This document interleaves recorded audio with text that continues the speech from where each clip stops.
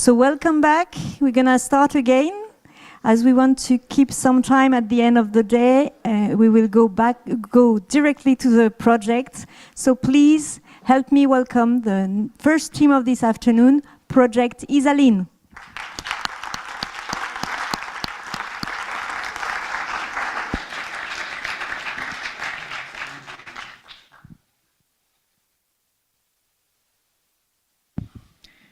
The things we would do for love, the extent we would go to for our significant others.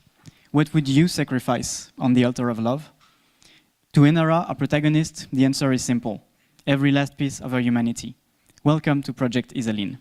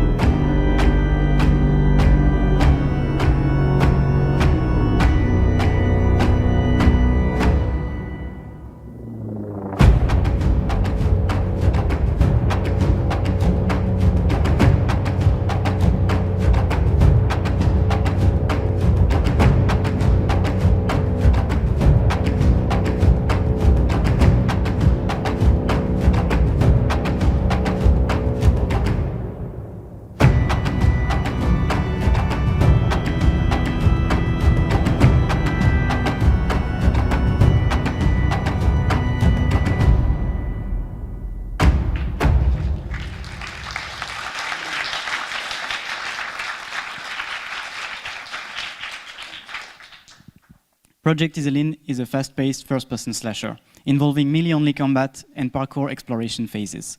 Playable with either keyboard and mouse or a game controller, the game is destined to both PC and current-gen consoles. As a single-player-only experience, this doubly sized project will come with a roughly 10 hours long story mode and several other game modes, such as wave or parkour mode.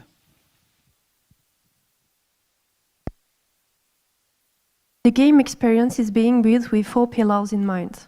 Fast-paced melee combat, a fast and nimble character controller allowing intense parkour action, vertical exploration phases allowing players to reach new heights and views, and the protagonist's evolution through her mutation, transforming from a prey to a predator, both physically and mentally, to adapt to the world around her. Our game tells the story of Izaline and Enara, lovers living in the village of Osrin, under the remote control of an authoritarian power. One day, Izaline disappears, without leaving any clue. Enara cannot stay idle and sets out to find her, venturing in the deadly wasteland that separates settlements. There, feral creatures are only met with deadly security systems from the authoritarian power, in an attempt to pacify the wasteland. As a mere human cannot survive this area, she receives help from a mysterious stranger and mutates, gaining new abilities that allow her to survive her environment, growing razor-sharp claws and gaining abilities beyond human. These mutations are the core of our experience, as they will dedicate the game feel. Enara's abilities will evolve as she mutates. She will gain effectiveness, additional charge, or special effects as she grows more powerful and threatening. Enara's core action are the offensive moves, claw attack and dash, and the traversal moves, dodge, wall run, jumps, and slide. The vertical slice showcases 2 stages of Enara's mutations, from an early mutation up to a mid-game stage with most of Enara's abilities unlocked. Some of the strongest evolutions are not available.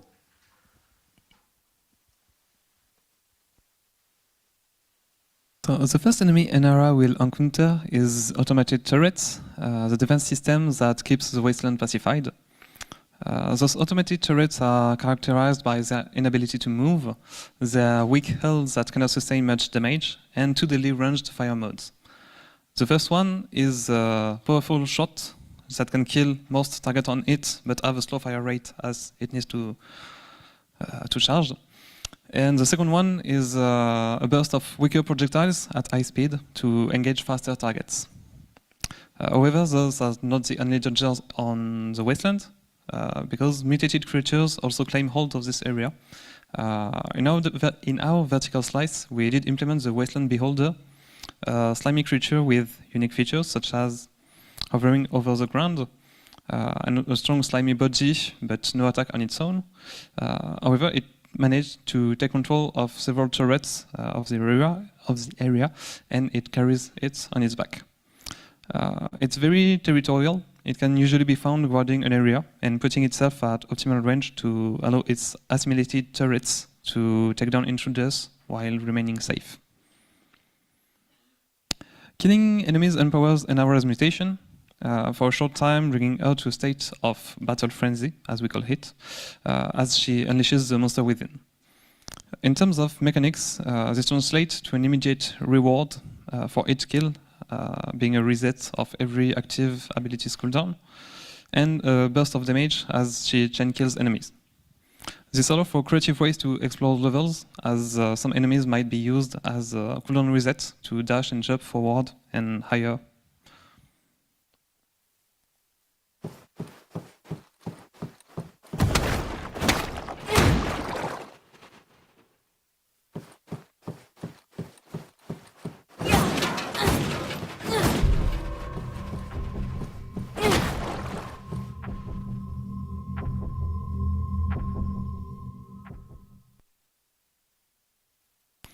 When close to death's door, Enara's survival instinct kicks in, giving her an extra edge over difficult situations. When adrenaline rush kicks in, time slows for everything except Enara, allowing her to move faster than foes and help her evade projectiles. However, this ability taps into Enara's deepest resources and needs a cooldown before being available again.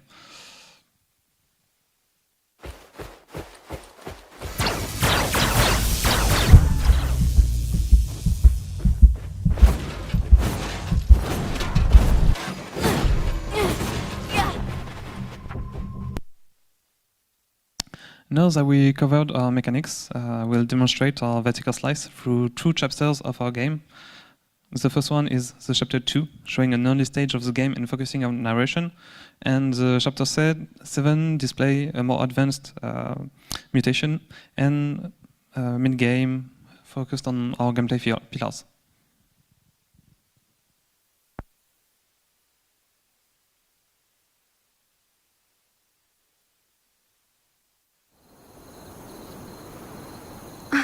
My head.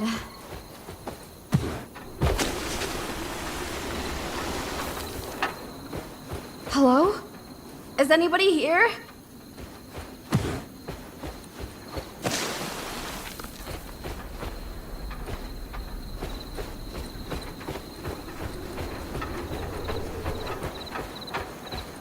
These posters date back from the war.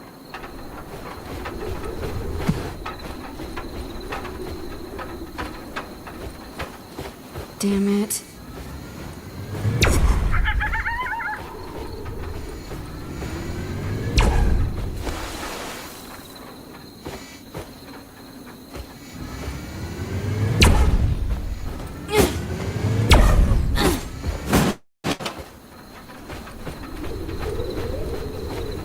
Lights! Someone lives here! Hey! Hello? Yeah? I'm looking for someone. You damn freak. Get away from my doorstep. Please, sir. Have you heard of a certain Izaline? Huh? Izaline? She's been dead for years. No. That's impossible. She's been missing from my village for 3 days. If your girlfriend left, she's probably dead now. Buckless brothers are the only ones able to frolic around. Valklars? The PSSA family, our saviors. Now, get away.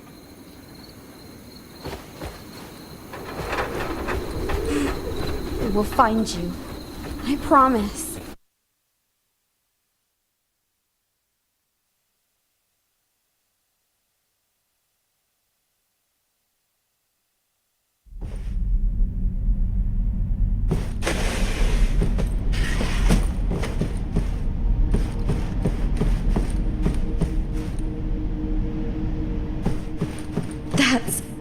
looks just like Izaline. A relative?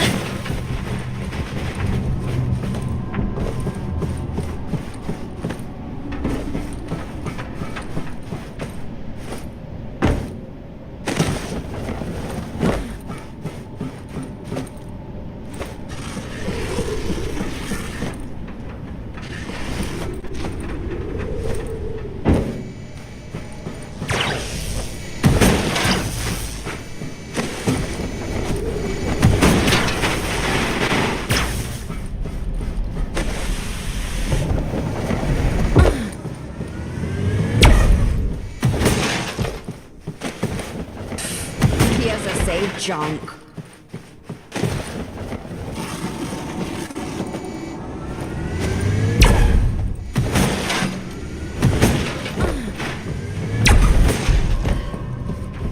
This new power. It's quite something.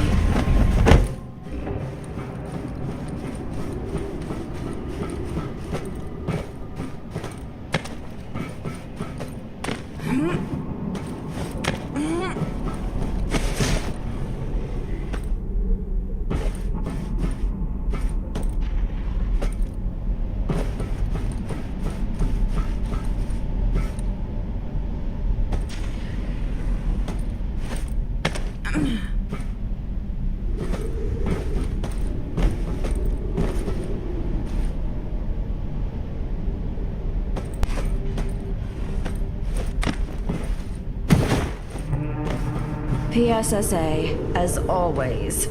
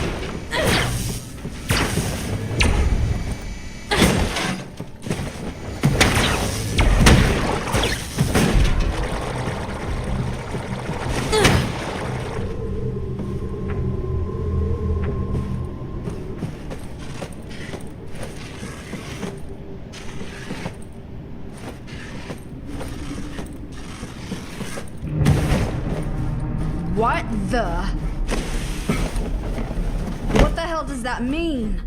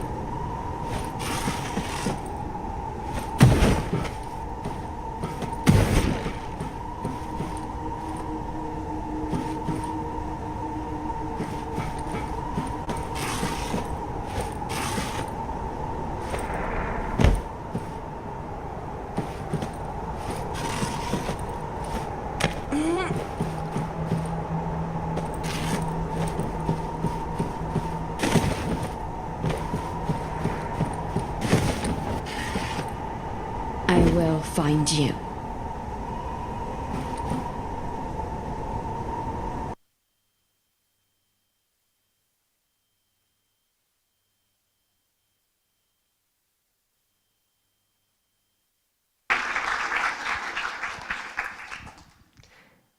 The story takes place years after a great war that destroyed almost everything.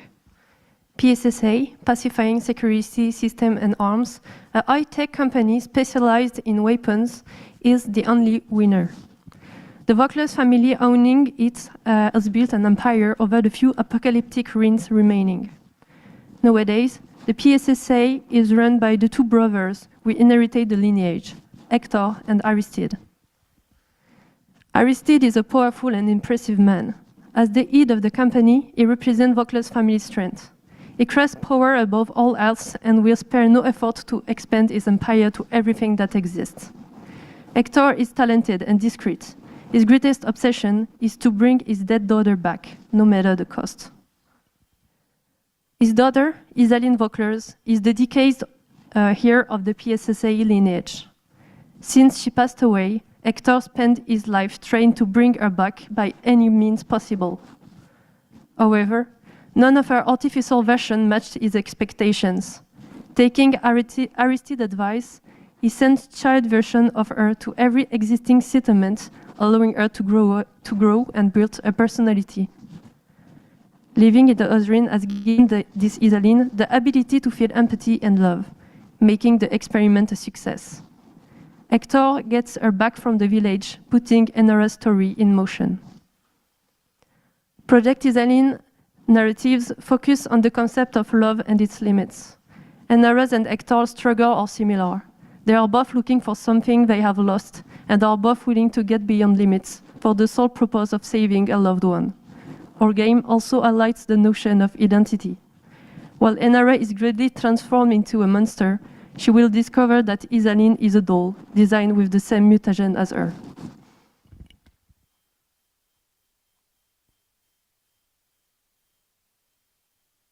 The artistic direction leans towards a semi-realistic style, with some elements being more realistic and others more stylized, like the character and the VFX.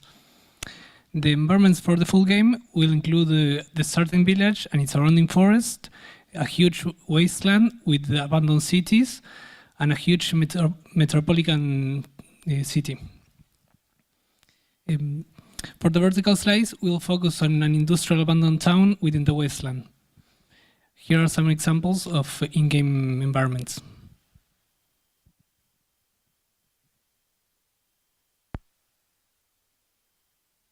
Our project has huge need in terms of environment art, which required specific attention. To summarize our need, as we expressed them at the beginning, we needed to iterate as fast and often as possible on levels to be able to test the character controller and fine-tune it as much as needed. We needed to save time for both game artists and game designers, as they would have several other tasks than just building and adjusting the levels. Finally, those levels still needed to output large and convincing cities environments to match with our artistic direction and ambition for the project.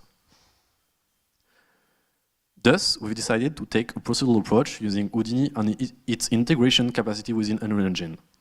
The goal was not to generate procedurally the city and props, but to give tools to the artists and designers so they can be more efficient in their workflow and create large environments faster without losing time on repetitive tasks. Here are a few screenshots taken while developing the building assistant tool.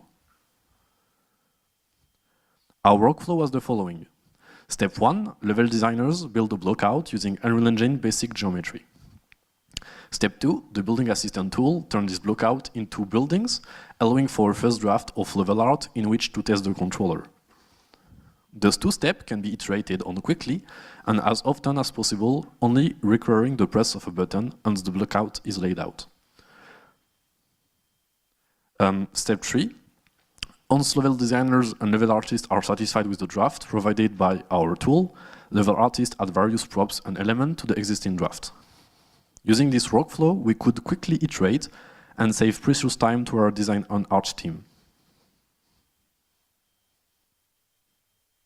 Now to show you the tool in action, here is what our environment look like before and after using it.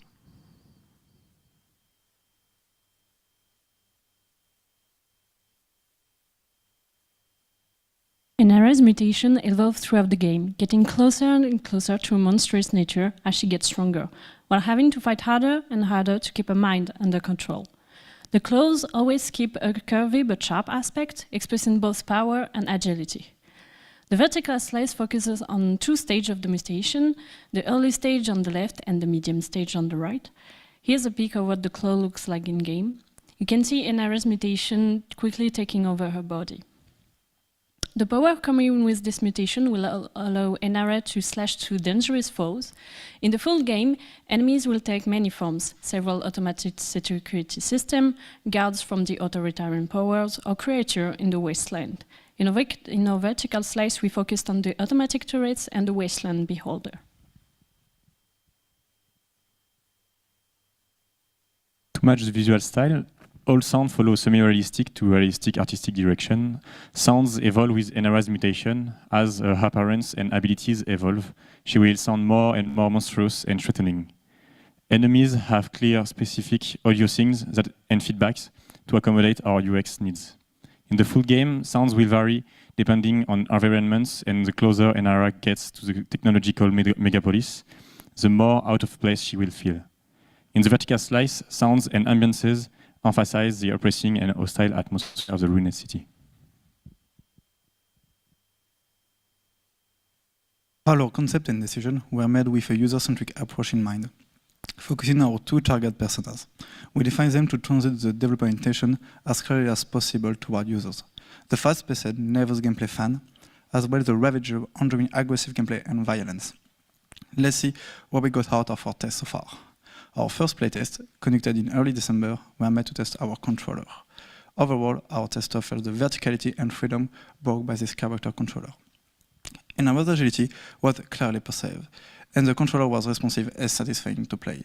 Our key improvement points were the character speed, the overall use of the slide ability, the wall ride that wasn't always responsive as well as the dash distance and cooldown.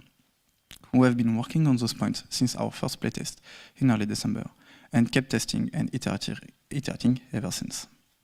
After many iterations, we conducted our second playtest in mid-January. Feedback was very satisfying. Our changes corrected most things players disliked or did not understand. Thus, our slide and wall run features were much easier to use. Additionally, combat was well balanced and fun for players on our first try. However, the character's base speed is still a bit unsatisfying, and the dash requires a bit more fine-tuning.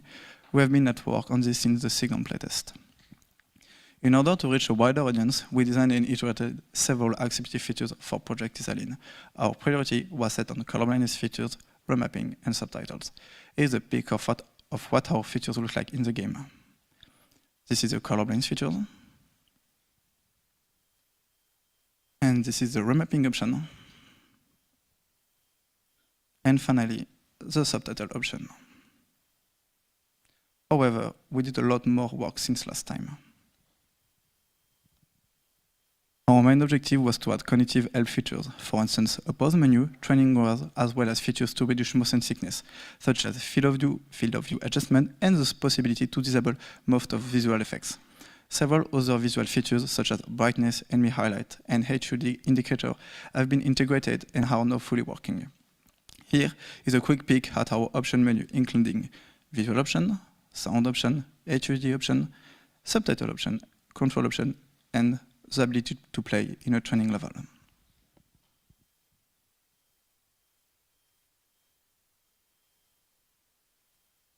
We conducted a few studies on our competitors and inspirations and see how Project Izaline would fare against those. Our key concept for competitors would be the fast FPS genre, either in combat, traversal, or both, as well as melee first-person games. With this in mind, we identified those 10 competitors that would be interesting to compare to our game. Then, we placed those games and Project Izaline according to two axes. Multiple path versus linear levels on the vertical axis, and first-person melee versus first-person ranged combat on the horizontal axis. As shown in this graph, Project Izaline aims to keep a fast-paced experience while offering multiple paths to discover. Our approach of the genre aims to tap into what's familiar to players and bring a fresh new experience at the same time. We are now able to present an estimated production planning according to our estimation of the project's cost. Depending on the reinforcement we are able to recruit, we estimate the full production, vertical slice included, to take 30 months. This would set the delivery date around March 2025. To dive a bit further into details, let's dive into one production unit's planning. One production unit in Project Izaline is one area in the game. It features endemic enemies, dangers, and level architecture, as well as Enara's mutation evolution, meaning the unlocking of new abilities or modifying existing ones, as well as story progress. One unit takes 5 months to produce, including 2 playtests integrated into our workflow and allowing us to fine-tune every element to match our target users' needs. So depending on the budget we can unlock, we prioritize our needs for reinforcements. We estimate our core reinforcements needs to be in the level design and art sections.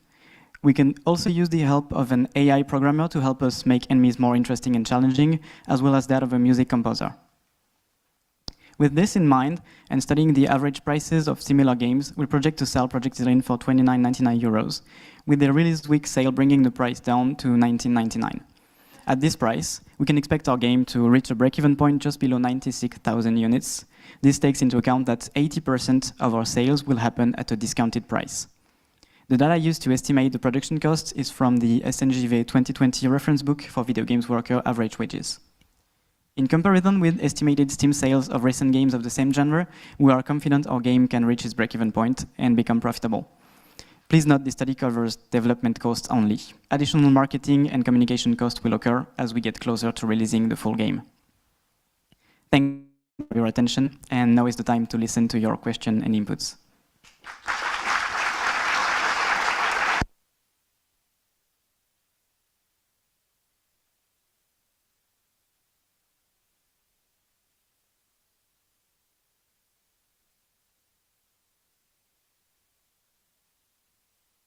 First comment or question. Hi, I'm Leonard. I'm a producer at APRÈS-MIDI. First of all, congratulations. That was quite impressive. I actually want to try it. My question is about more advanced features. How do you plan on rewarding mastery in a game, and how do you expect advanced user playthrough to be different in the action the player perform than the beginner?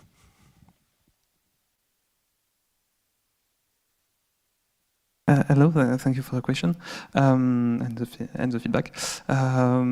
We had an exercise to design a bitmap to place different kind of rewards, like you didn't see on the first part because they were not staged to show it in full display, but there is an evolution of the controller and through the world game.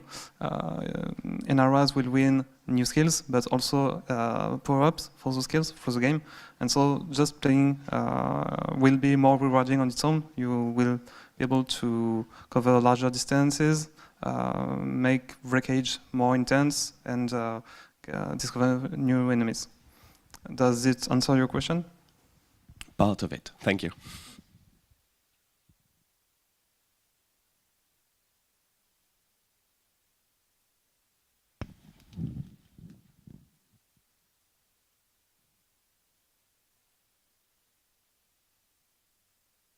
Hello, I'm Vincent from Ubisoft. Congratulations. I really liked what I see, especially because you worked a lot on level design. We can see it. I also really like the way you set up your priorities in order to be able to quickly create your level art around your LD and mechanics. Congratulations. That's it. Thank you.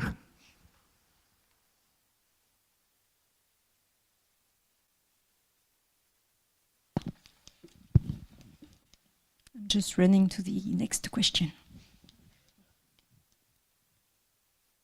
I need some abilities.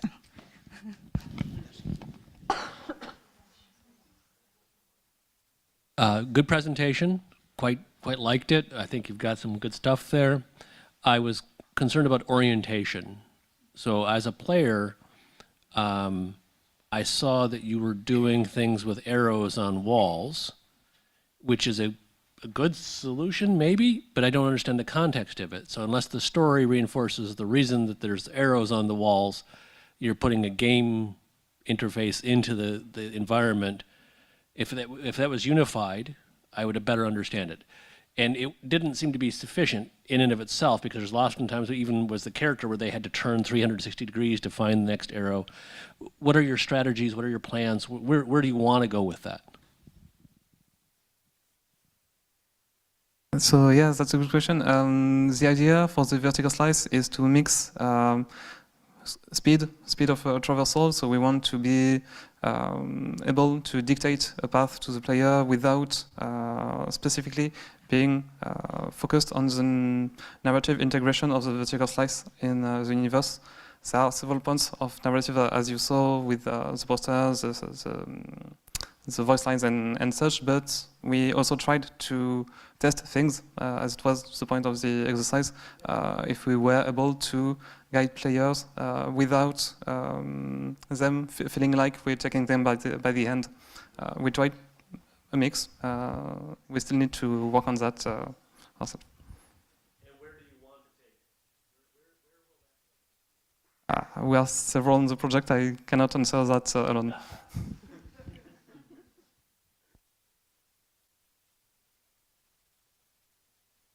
We had clues mostly with the level art and how lights and effects would guide the player, but obviously, as you've seen, it's still on the works. So we don't have a precise answer as of now. Hello. Actually, I'm going to continue asking you a question about this, because this is really interesting for your type of game. So for now, by the way, congrats on the presentation. I only saw the first presentation, so it's quite a gap, and I'm quite happy that you managed to develop and finish your procedural tool. It's great, but it feels a little bit like a procedural mismatch of a lot of things for now. And the level design, I think it's a level designer game right now. It's like you understand, you get the 3 C's, great. Like I think this is well done. But the building have a meaning, and to double down on what my colleague was saying, it's you need to be able to orientate yourself just by the architecture around you, at least. And if it's not enough, because your place is too destroyed or whatever happened in it, you need to try to find visual language. So arrows, it's okay. It's a bit in your face, but it's okay. But there are many ways to do this kind of stuff, and you need to think about something, because you are not doing a linear experience. This is at the complete opposite of what you're doing. So I guess it's going to be some kind of open world-ish section of game, kinda. So you need to find a way for your player to get orientated, yeah, in it. So it goes through visual language. It's not only lighting and stuff.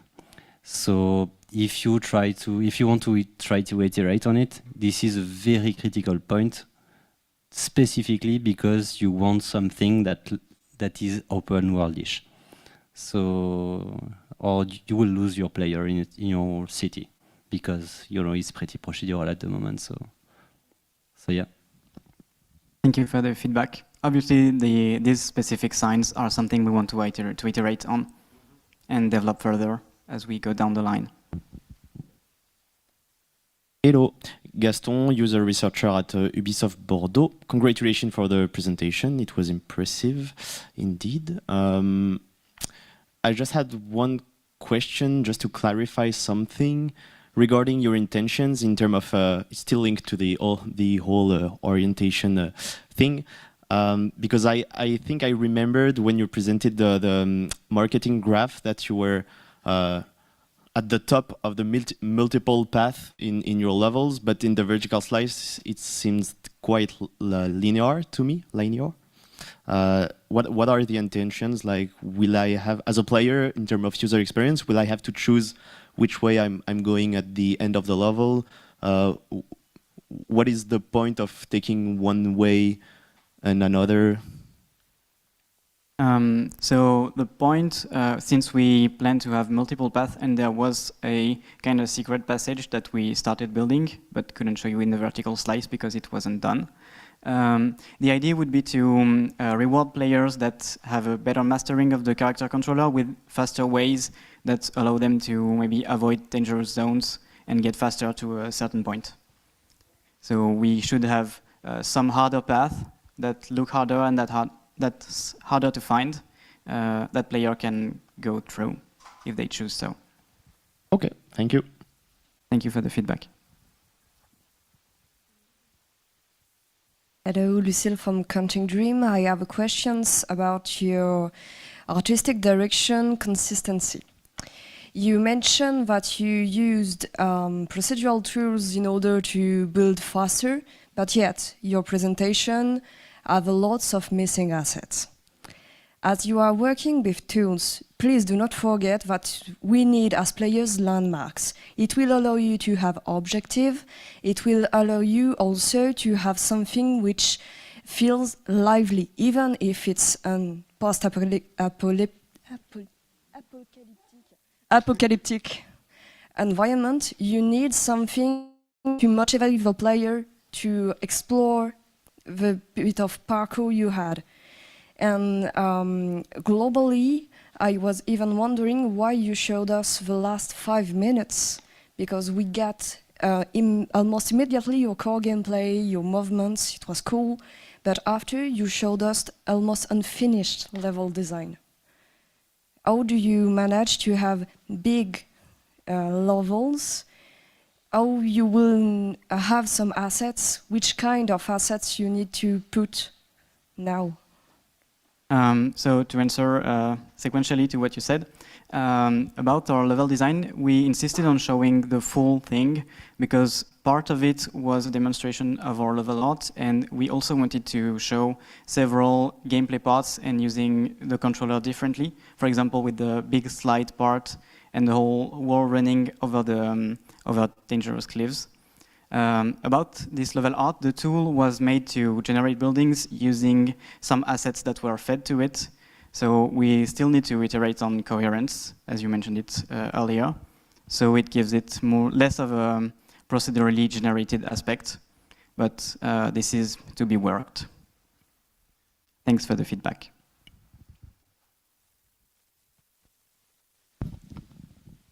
Yeah, thank you very much for this presentation. I join to all the compliments you had so far. I see here on your last slide that you say it's a fast-paced FPS first-person slasher, and looking at the presentation, I had the feeling that it was quite easy, and maybe that it was a better strategy to avoid everything. How do you think on the level design to maybe change that? Because right now I was more looking at maybe Mirror Edge clone than really a Doom, you know, where you're really on contact. And I also was surprised with the arms movements. I think we really see it. I think it's a good thing. Maybe it's a little too much, I don't know. Thank you. Thanks for the feedback. First of all, it's not as easy as it looks. Every player of playtest, and if you want to try it after the presentation, you will find it's not as easy. We have a lot of experience. And as you saw, we have 2 personas for our target audience. The first one like to do parkour, the second one like to do destructions. Arthur, correct me if I'm wrong, but the playtest showcased that half of the player want to destroy everything they can, the other dodge things and focus more on the parkour while avoiding the combat phases. So I don't think it is mandatory to force the players to take part of the combat if they don't want it. In our vertical slice, it made no point. For the full length of the game, we might have sections that need it, but here it was more trying to get interesting in whatever option you took. Hello, Mélène, I'm freelancing in marketing. I do have a question for the launch discount you planned, because it's like 30%, something like that. And I'm curious about the, like, why did you choose to do that? Thanks for the question. We conducted a study on other AA games and price they would sell at.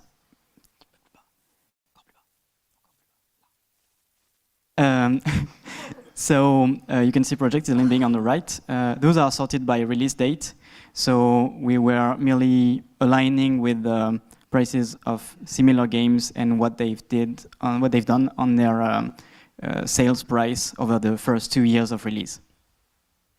Okay, yeah, but first 2 years is different from launch. So for launch, you should not plan more than 10%. So yeah, like, don't do a really deep discount just for launch. Wait for like longer period. All right, thanks for the advice.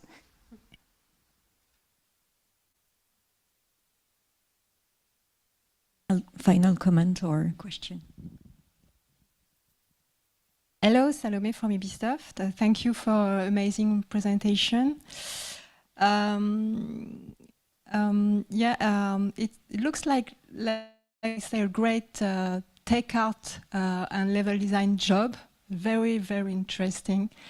It's hard to do those kind of things, to populate the world with these procedural buildings. You know, it's very interesting. Of course, we can see there is some missing points in the orientation, in the logic of the landscape, of the buildings, to really know where to go, why we are going so vertically. Even if there is, at some point you have an interesting scene with people in the house, but it's very downstairs, you know. So maybe it could have been a good idea to put at the top of a building.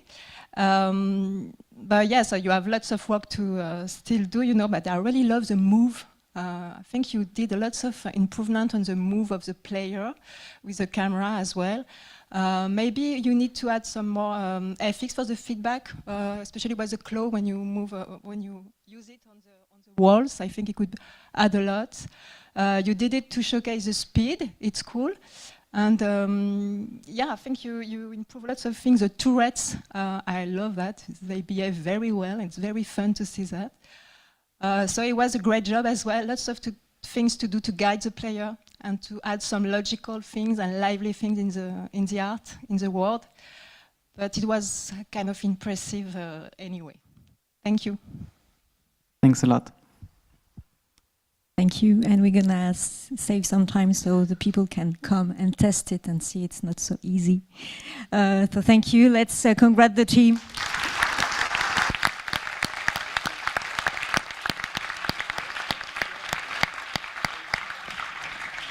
And let's welcome the second team of this afternoon. What's the tea?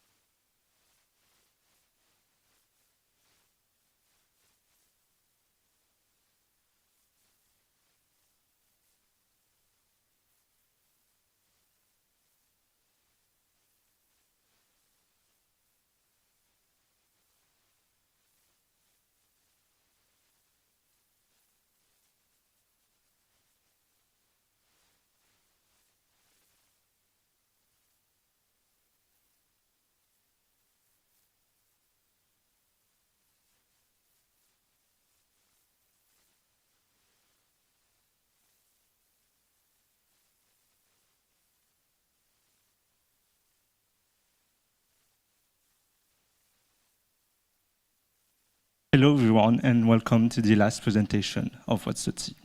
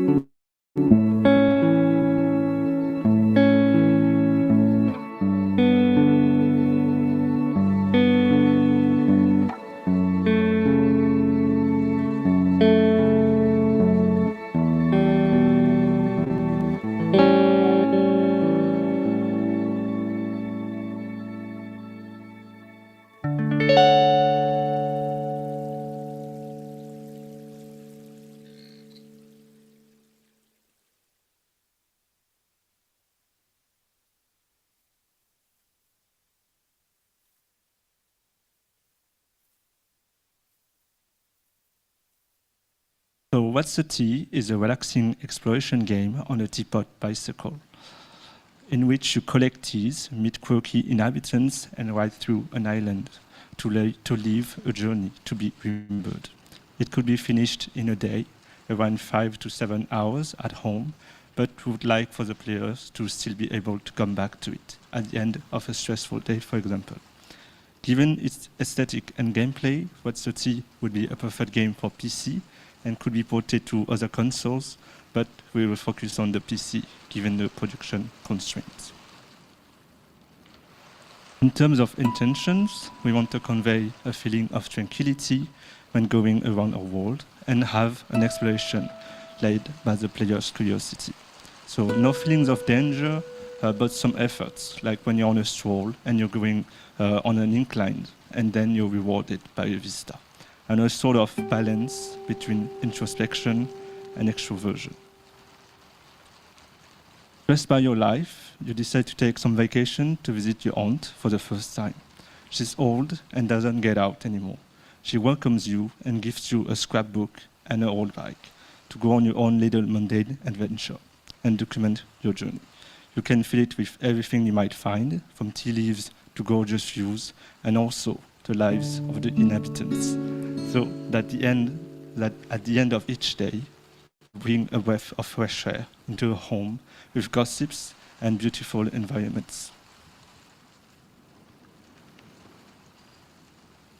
Most of the game will be spent exploring on your teapot bicycle. While you're riding your teapot bicycle, you will be warming water through a dynamo system, which prepare you to make a tea break. While you wander through the world, you may find tea plants, subjects, and characters to have tea break with. And when you take a break on your own, you might add things to your scrapbook. Usually in video game, we tend to find more bicycle in racing game, as you can see here with Rider of the Republic. But our game is taking a different approach to bicycling. By having a teapot powered by a dynamic system on it, we have a means of transportation that entices the player to explore our world and collect teas. Then it rewards the player with a tea break, a stop.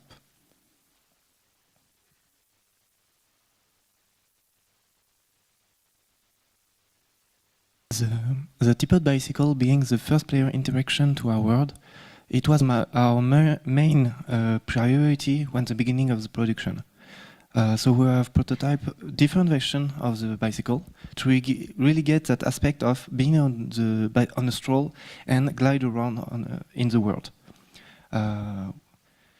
So we work on the controller with in mind the idea of the fantasy of a bike stroll, and try to convey the player to have the feeling of comfortably let go the trigger and evolve around with slope. According to this, the controller is trying to get the equilibrium between effort and easiness.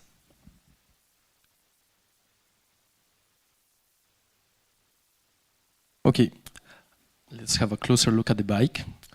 We thought that the bike was a good decision as a vehicle for our game, as it reminds us of childhood and a simpler life, and our game is all about it.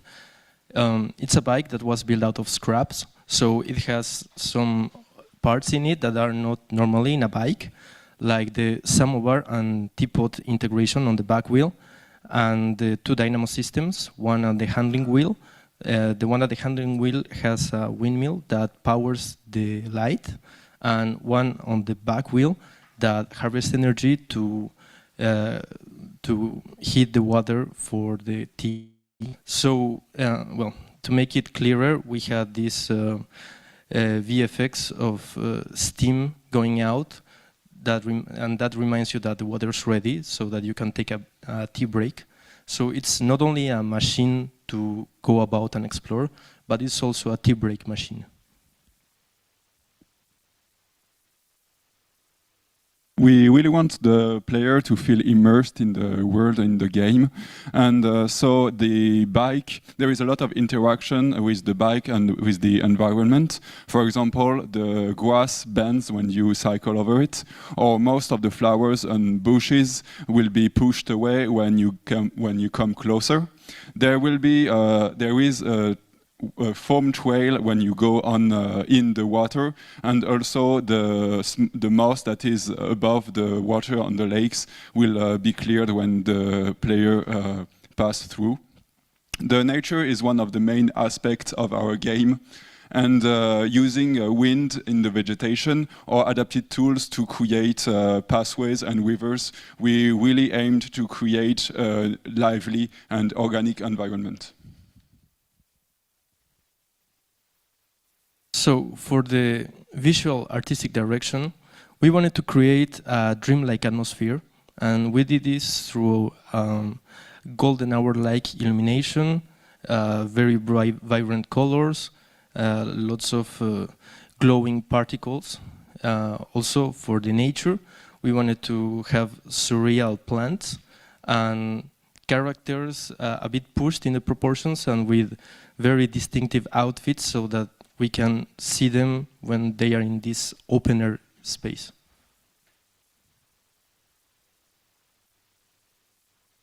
Concerning the sound direction, the base of the sound design is mostly organic and soft recorded sounds, in order to create a relaxing, fantastic and natural environment. Some sort of refuge that could heal the player and to which they could come back without growing tired of it, and constantly make them wonder what's out there. The music is guitar-based and would appear either in important places or around characters to highlight them, randomly as short bits of music, just to accompany the mood of the game. The aesthetic of the music is a mix between Breath of the Wild's piano and Minecraft's short bits of music. We would also like to reward exploration with intriguing sounds, like unknown animals, music tied to characters that you hear from afar, and as you progress through the game, the discovery of new sounds, animals, ambience, or music. For the environment, we wanted to create a very specific set of plants.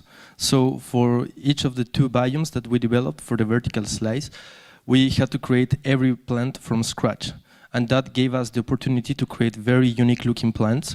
Like in the first biome, the forest, we have these trees that are very big, and they have like leaves of two colors, or flowers with holes and patterns.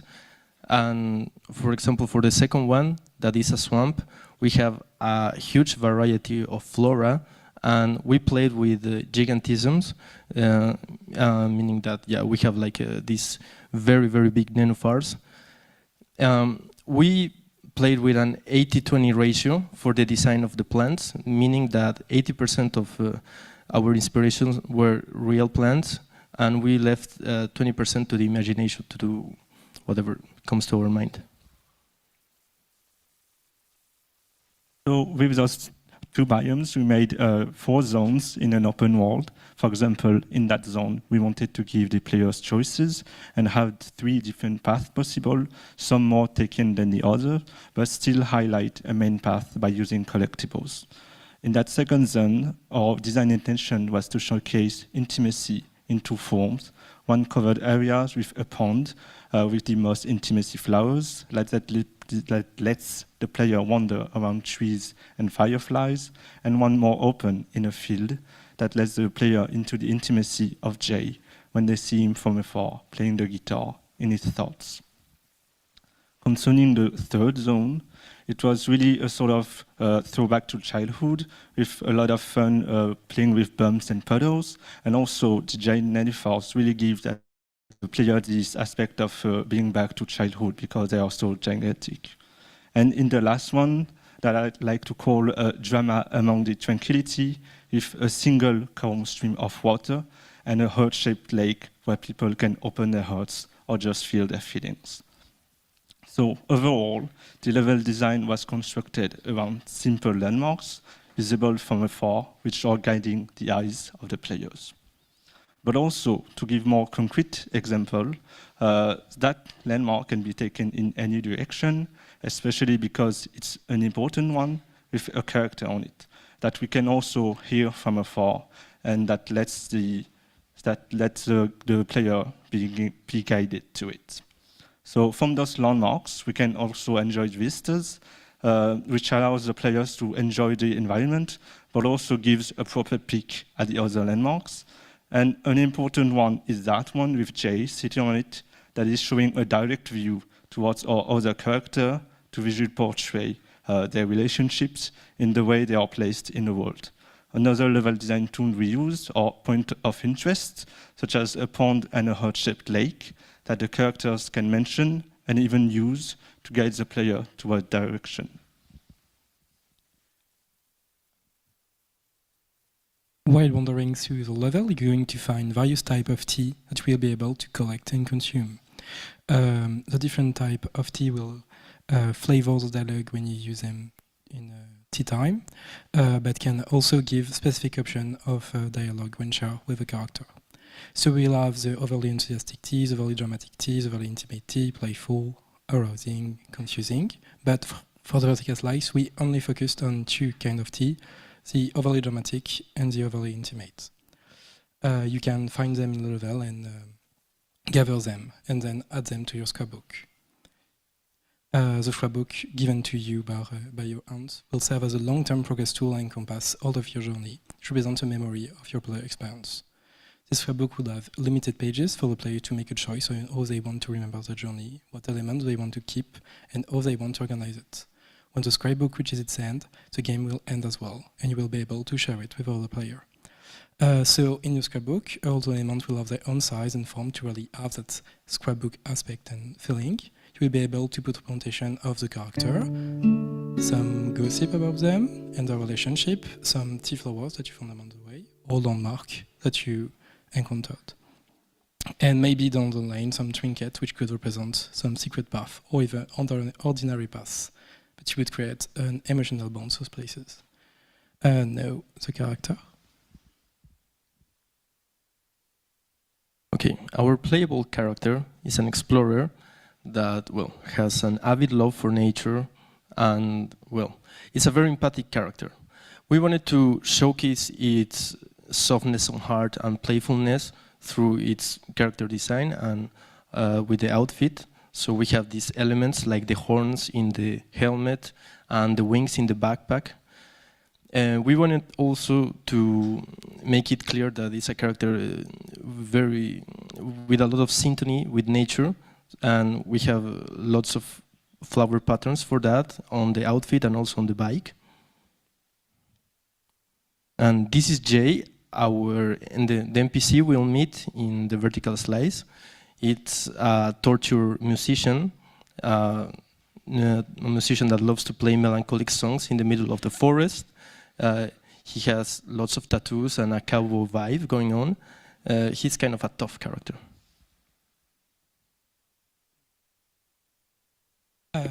So to fit the open exploration and light nature of the game, we decided to base the narration of the game on the concept of gossip, because gossip emphasizes curiosity for the player and the exploration of personal perspective and relationship of the character. Also, it can be explored through different angles and different style, and it's generally it's not a story about saving the world, but more about how we interact.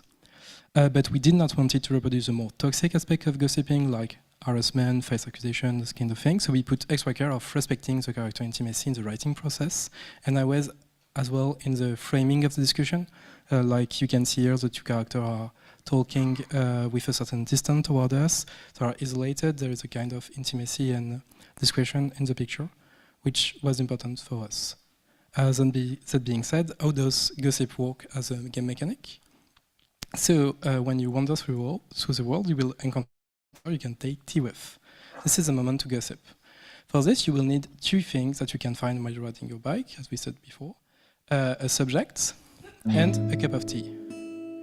For example, let's say that during your walk, you found a box of chocolate with a label that indicates the recipient of chocolate but not the sender, and you want to talk about it to learn more. And some tea, which various effects. You can use this item to gossip. You need to choose a tea for that. There is not one good tea or one bad tea. Each will produce its own result. Which one do you want to use? Automatic, okay. Thank you. Up. So you give them a cup of tea and the subject of chocolate. The tea is going to influence the flavor of the dialogue in all cases, but also in certain cases it will also influence the results. And this will be signified by subtle cue. This is for like limiting the complexity of the tree of possibility and everything. In this case, the overly dramatic tea you give to him. And it made the character jump to conclusion of a marzipan, and as a result, you get an additional bits of information that is added to your gossip, and the plot thickens. So this is the basic gossiping loop. Now let's see what happens when you repeat that loop many times over. Sorry, up. This evolved subject of chocolate box can be shared again. Depending on your intuition and curiosity, you can choose a character to share the gossip with. Here I'm going to share it with Amand, the fortune teller, that says that the chocolate is a friendly manifestation of love. And so here the information come back. And or with La Superba from Izaline, that more or less tell you she's a bit lost here. So that's about it. And you can see that every additional bit of information has a core associated with the character you got it from to reflect your journey through partial information, point of view, and those kind of things. That being said, how do you end the gossip? Well, when you consider that you have nothing to add to a gossip or that you are satisfied with it, you can report back to your hand and tell your experience and uncover it.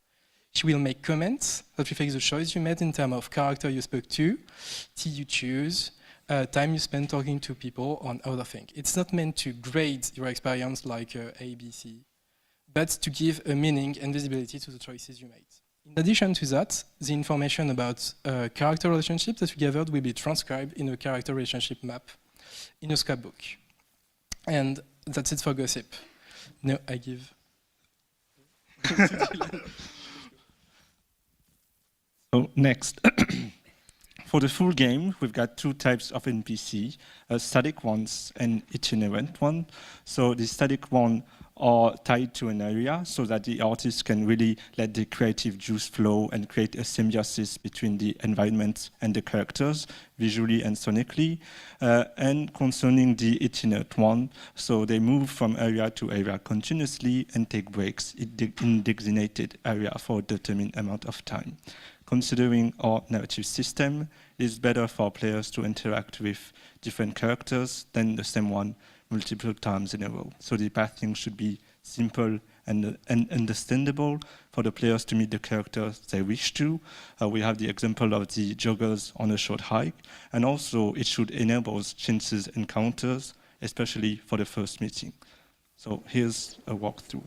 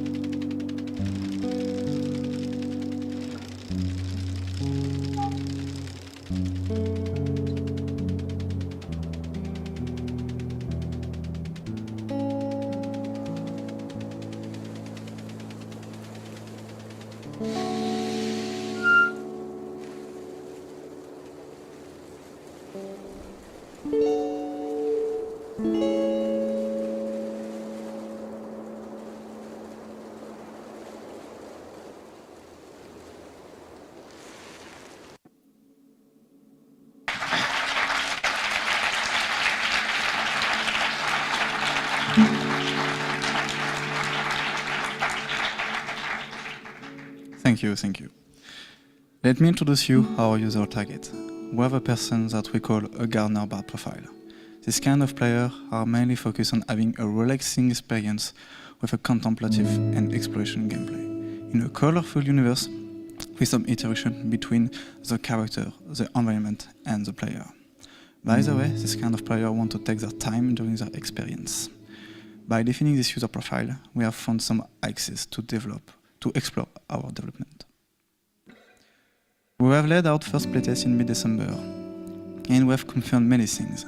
First, our controller and the trigger alternate move was tested, and it needs some modification. Now it's done, and by the way, the testers enjoy it. Second, the will of the player to explore the universe in accordance of some level design decision was tested. And we have observed that players want to explore the universe. And we have tested the social exploration system with a paper prototype. As you know, we have found that people are really into the narration and the story of character.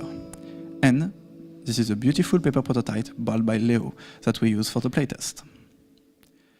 Our second playtest was led in mid-January. First, the impact of the tea was hard to perceive, so we amplified its effect in the dialogue. Second, the HUD had a few issues in its organization and navigation. Now it's better.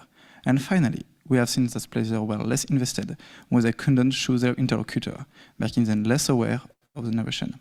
That confirms the need for many characters in a full game. Introducing some accessibility feature is a way to us to share our game to a big audience. The colorblind mode and the remapping are a must-have for our game, while the caption depends on the presence of auditive dialogue. And now, we have more to share. We are also going to introduce some simplification control with a one-tap button for the acceleration and the deceleration, total compatibility with the Xbox accessibility game bar, and some features of text customization like size, font, or color due to the amount of dialogue.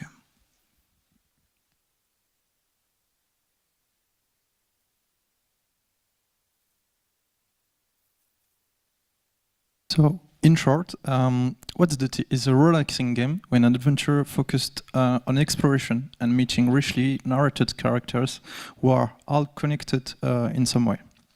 It is perfectly suited for the single player who likes to take their time. The main platform targeted is PC, but a port to Switch and smartphone and tablet is possible. So, the remarkable things about What's the Tea is the fusion of easy riding gameplay and rich storytelling exploration with approaching the thematic of tea and its symbolism in society. So the positioning mapping is based on two axes. The horizontal one allows to understand the gameplay style and the number of possible interactions. It is varied or minimalist. The second one concerns the way to explore the world. Is it more guided or free? For example, at the top right, we can see Lake, a game with few interactions. It is essentially about delivering mail, and we have the freedom to explore the whole city. You can see the opposite with Spiritfarer, which has gameplay that can be very different from each other. You can see Season, an exploration game with a bike that is much more guided in exploration compared to What's the Tea. What's the Tea tried another approach of evolution in the narration and in the freedom of exploration, in particular with the T and NPC interaction system. What's the T is positioned with mechanics that are meant to be light, with an exploration that lets the player move at his own pace, reinforcing the Zen exploration that we want to give. So, for the production planning, What's the Tea is an open world game. The NPC encounter we will make are one of the main points of interest with the environment. So we pay a particular attention to the quality of the NPC with 8 unique characters and the variety of the environment with 5 biomes planned for the end of the production. It will take 8 months to produce the remaining NPC and biome, and 5 months of polishing with the beta and gold. We're thinking of a possible Switch and smartphone tablet port that will take approximately 6 months. For the budget, we only think about the human resource for a team of about 8 people, because we think the publisher could take care of the marketing and localization cost. By adding a backup for the portage, in 6 months of 3 people, we arrive approximately to this number, 548,000 euros. Sorry. And that's it. You can meet the whole What's the Team on the open space later to test our game and talk with us. So thanks for listening.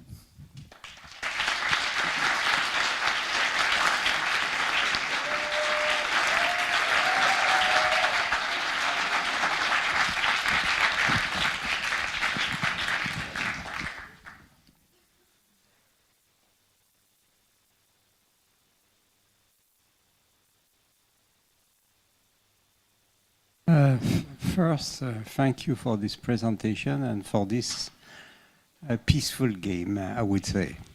I have two, it's more a question. It's a single player game, and the game I played, which remains related to your game, is Journey. Did you thought to have something like in Journey, where you can meet another player who is on his own bike and going together to taste tea? And the second question is, I like very much your graphic universe, but it's all in, I don't know how to say it in English, but the colors are comme si c'était de l'aquarelle, aquarelle painting. Should you think if you when you will make the final game with several levels, to have some change in the palette and in the style, to have different universe to go through? So I'm going to answer the first question and then let my artist talk about the second one. So for the first one, the question was about Journey. It was part of our inspiration, but Flower was more in our inspiration when we designed the game. We didn't think about these two kind of interaction kind of thing.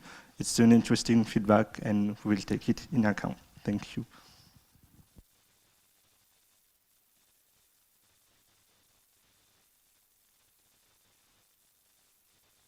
Okay. Yeah, in regard to the colors, yeah, we had a very strong intention with it, and we know that it can be very specific in some cases, but as we are going to develop further with other biomes, for example, we can have a lot of variation in the color scheme, but still we plan to stay with the same shading, for example. Hello, Adrian from Arte. Thanks a lot for the presentation. It was really cool to watch. I have a few remarks / questions. I think I didn't really get what's... So it feels like it was raised during the UX, the user research sessions, but I don't really understand what's the proper role of the T, and who do you refer to when you are looking for gossip? I still think that gossip is not the right word, actually, if you want it to be like not really toxic, or I don't know. But I wonder what it means for the character, for the main character and the player also, like why do you do that? Who do you refer to? And what incentivizes you to actually explore this world? And it just makes me also think that the level design maybe lacks of landmarks or something that that makes you want to go over there, see what's behind and so on. It feels a little bit flat as is, and yeah, but it looks great. Right?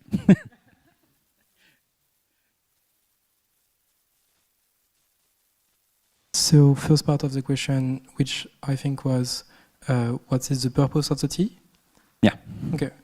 The purpose is to propose different options of dialogue, basically, and to orient the dialogue you're going to have with a character in a certain emotional place, depending of which word you use. So that's about it. Is it clear? Yeah. Okay. And I can talk about the landmarks. So for the landmarks, since making a big landmark takes a lot of work, especially creating like a unique asset that can only be used one time, we decided that it was more efficient and questionable to use the terrain tools instead of creating a unique asset to make landmarks, because we have only 2 artists. Hello, Milan, marketing freelancer. Can you please show us the difference between overly intimate and overly dramatic so we can see a concrete effect of the T, please?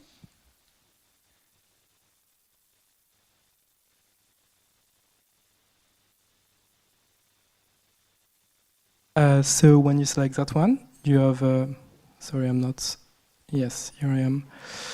You have a very different dialogue that still refers to the basis, which is you got chocolates, but it triggers something that is more intimate when the character talks more about his feeling and his past, and the return to information to the overall gossip you get is different, and so later is going to trigger different dialogue when you reshare it with characters.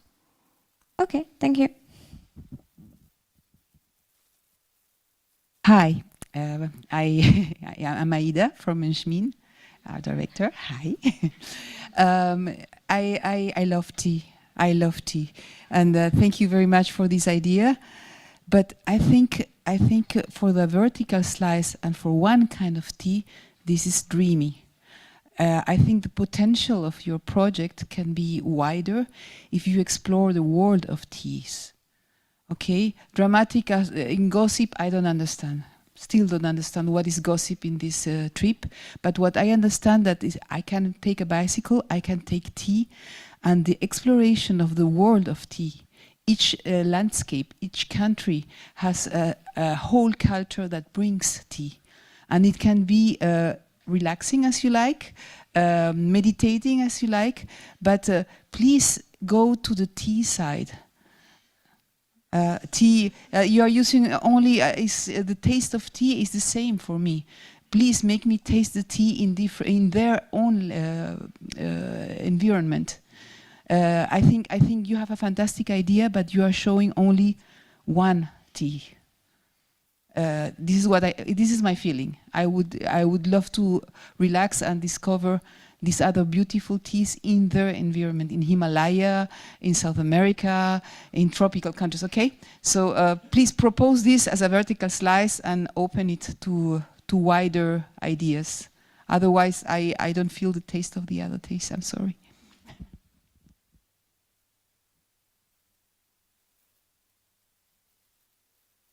Okay, thank you very much. We're noting this. Hello, Alex from Ubisoft. So I wanted to bounce again on the color palette that you choose, like from the remark of Stéphane. Your game is, I think it's about like generating emotion and having an emotional journey on top of having like a spatial journey, let's say. The thing is, because you have a fairly uncontrasted color palette, it's difficult with that to, well, create contrast. And like what you remember in a journey is the moment where you have contrast, where you can have a postcard when you are at the bottom of the mountain and you reach the top. You have contrast of space and colors, and in your game, maybe you want to create the same kind of contrast with your emotion and stuff. So it's the base of your world, all right? It's very like watercolor-ish and pastel, etc. But in order to create more memorable moments, you need to find a way to bring contrast in your game, just to give a slightly more excitation, I think. And that way you will be able to give more purpose to probably a lot of the mechanics that you have in mind. So yeah, I think you lack a little bit of this. But other than that, you have great intentions. So. Hello, Antoine, developer. At the beginning of the presentation, you told us the game was a duration of 6 hours, but that you would like the players to be able to come back to the game. What could the player do if he come back to the game after that?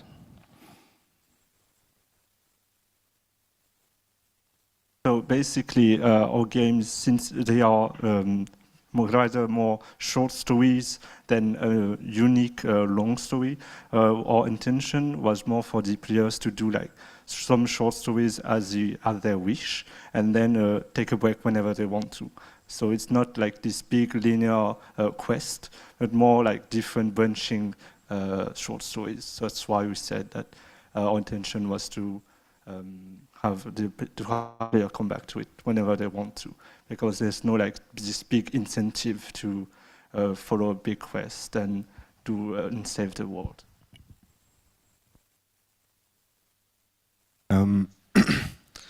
So nice presentation and nice game. It's original. One thing, so I was thinking the same as Alex. The contrast is very strange. You're missing lighting, it seems. But well, we see there is lighting, but we would like more probably. Something sharper, something. I don't know. It's missing some light. Sunlight is always good. Everybody loves sunlight. But one thing that I find that distracting is the bike itself. Everything is centered around the bike. So I don't know, you don't have any animator in your team, I guess. So yeah, the animation of the bike is a real problem, I think, because everyone look at the bike when you move, but the bike's not moving really. It's just on a rail. It's more like a train. So yeah, so I think it's, if you want to put some work somewhere, like first thing is the bike. You're gonna be playing hours with the bike, so make a good bike. Yeah, but otherwise it's cool. Thanks. First, with the contrast, there's actually a story behind it. The first version we had for the character was a very contrasted character, and we wanted to push this idea that it's a foreigner, that is someone that comes from the city, so that just by looking at its outfit, you can see a lot of contrast with the nature around. But what we had from feedback, we saw that it wasn't as compelling as having a character that is in a lot of synchrony with the environment all around. So we wanted to have a character that like blends into the environment. But well, as a concept it works. But yeah, we are aware that there could be legibility problems. We plan to solve this with some lights that are faked. And yeah, we are open to change the color scheme and whatever to make it clearer. And speaking about the animation, none of us are good animators, so we decided to have an external friend helping us. Shout out to Hugo. He did amazing animations, but there's some stuff that we didn't have yet the time to integrate. So if you come and see us, you can see a lot more of variation of the animations. So we have a lot of it, but the blueprint we used in this case is not as responsive as it can be. So yeah, with another iteration, it can be way better. Just a few feedbacks and maybe one question. Tom Salome from Ubisoft. Thank you for the presentation. It's a nice prototype. From the concept art, we can see that what you want to achieve in the world, in the environment, looks ambitious. But because for now, the quality of that is a bit inconsistent everywhere. It's not the same quality. You have the rocks are a bit kind of low poly, but we don't know if it's on purpose. You have more polished things. So I think it would be very helpful to have at the end a paint over on an in-game scene world to really see where you want to go, which quality exactly you want to achieve in your world, because it's a bit missing. We can feel it, but we can see it's not exactly what you want to do, but it's not clear. And I think also, like my colleagues, they miss a bit of variation.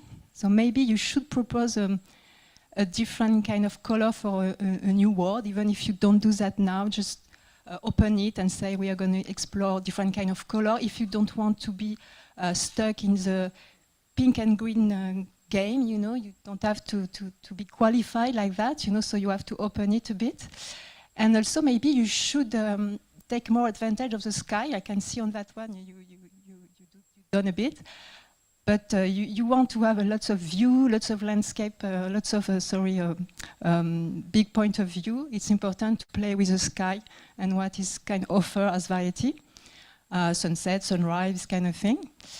And also I have a question. In the proto, the hero doesn't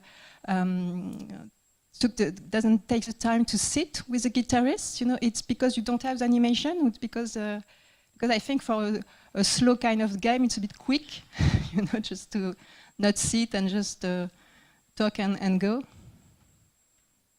We have the animation, but we lack the time to integrate it, so we only have it in the trailer. Okay, great, thank you.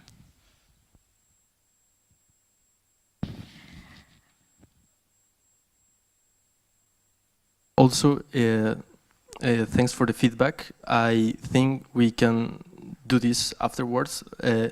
But yeah, we also started with a aesthetic that was more to the side of cell shading like, but for lots of reasons we changed that. So the first intentions are not the first as what we see in the final product. So yeah, I think we can go over it and find how can we integrate it better. Thanks. I have still one remark and two suggestions. The remark that I didn't know what was the exact shape of tea and tea flowers, so I looked on my computer I am not sure that it's looking exactly like your tea representation, but it's not really important. It's just because I didn't know how tea was looking before this day. The other are two suggestions. One, make a polish of your game and send it to independent game festival, in particular the IGF, because you are exactly in the line of the IGF. And if you think to produce your game, you should go to a tea company like Kiss Me and ask them to put money for your game.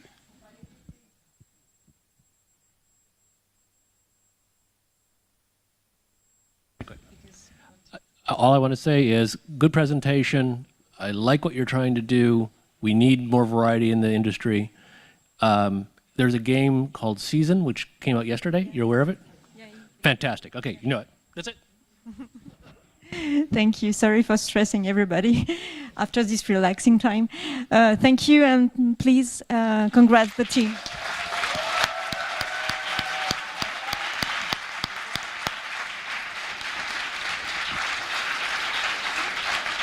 And please welcome the last team of the day. Yeah, I can. So let's welcome Death of Internet.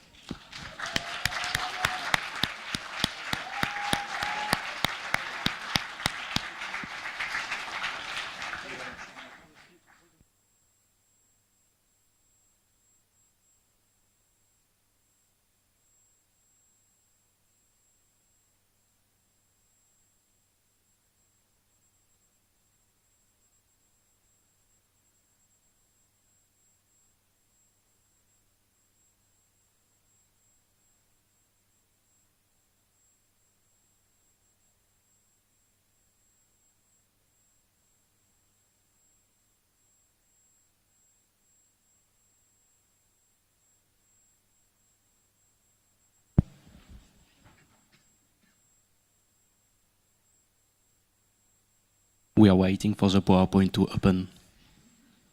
No worries.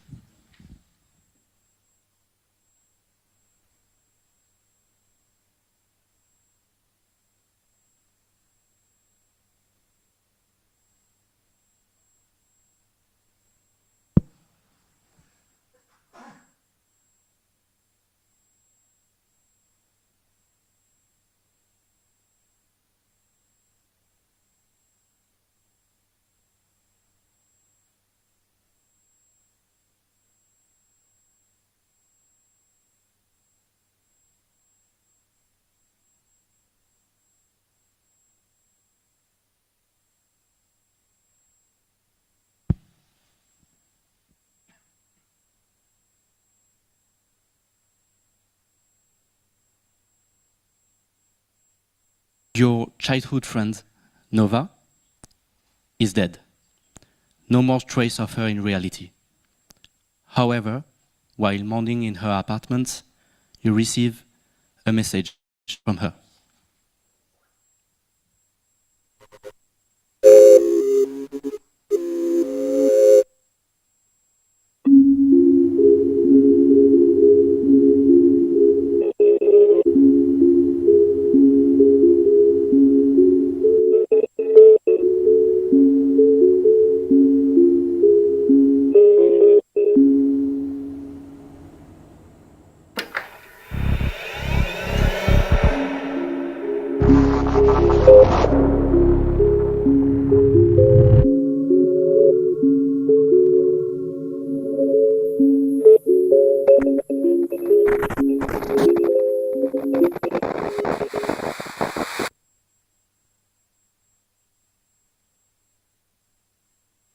Fall down the rabbit hole.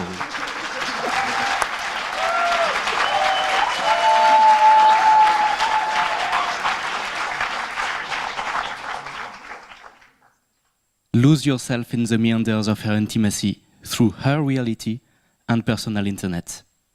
Leave her melancholy and her loneliness in order to perhaps understand what led her to her death. But is she really dead?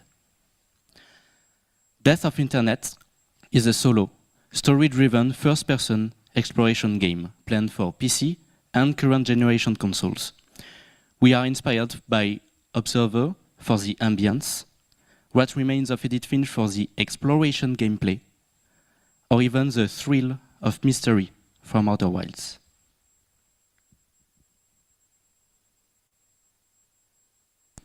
Internet is as real as the reality. It's a mirror of it. A space where we can express freely and escape from an unsatisfying reality. Like a personal open diary hidden in plain sight. Internet exacerbates our possibilities and it impacts our real self. Nova made virtual spaces to have a personal safe place, and we enter it. We dive into her privacy and explore her hidden thoughts, fears, wonders, and contradictions. Like a voyeur, we are not supposed to see that. It's a game about the difficulty to express feelings, dealing with identity construction, and communicate correctly as humans. Our links are fragile, imperfect, and full of paradoxes. Internet highlights our dysfunctionality as social beings, but at the same time, it offers new ways to better communicate and understand each other. Exploration, discovery, and understanding are common themes in our game. They will provide players with a sense of accomplishment and progress. Exploration will allow to experience new areas and environments, discover story elements to make informed decisions that can affect the course of the plot. Death of Internet places a strong emphasis on storytelling and character development. In order to progress through the story, the players will be able to interact and inspect objects related to Nova's intimacy. Discover the virtual world she's in order to understand her. Now, let's find out more about the story.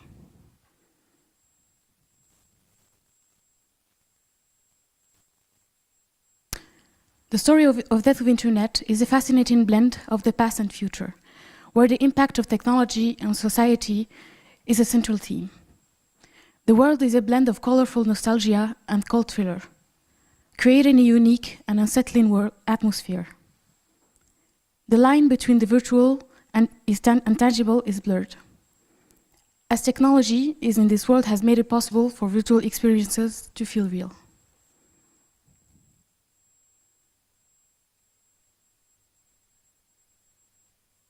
The protagonist, Diane, is a young adult girl, a new recruit to the cyber police that resolves cases related to cyber affairs. She's curious, serious, dedicated to her work. Empathic as a person as well, she'll be exploring her friend's apartment and looking for her. Her friend, Nova, is an IT engineer. She's very dedicated to technology and new devices, trying to reach new discoveries and how far we can go with crafting new cyber tools. She started believing in a virtual afterlife and spent a lot of time trying to make it real. Diane and Anna have been best friends for years. They mostly communicated online and haven't seen each other in real life much. Through the prism of this complex relationship with ups and downs, Diane will try to understand Nova's life path and secrets, what she could have hidden from her. Diane's journey is divided in 3 acts. It is composed of an intro and epilogue. Each act portrays Diane's exploration journey as she searched for her friend Nova. Through navigating various virtual spaces, Diane gradually gains a deeper understanding of Nova, eventually the reason behind her death and her convictions. The freedom of exploration will lead the players to a dilemma at the end of the game. We are aiming for around 6 hours of playtime. This format allows us to focus on the player's experience and what we want to convey to them.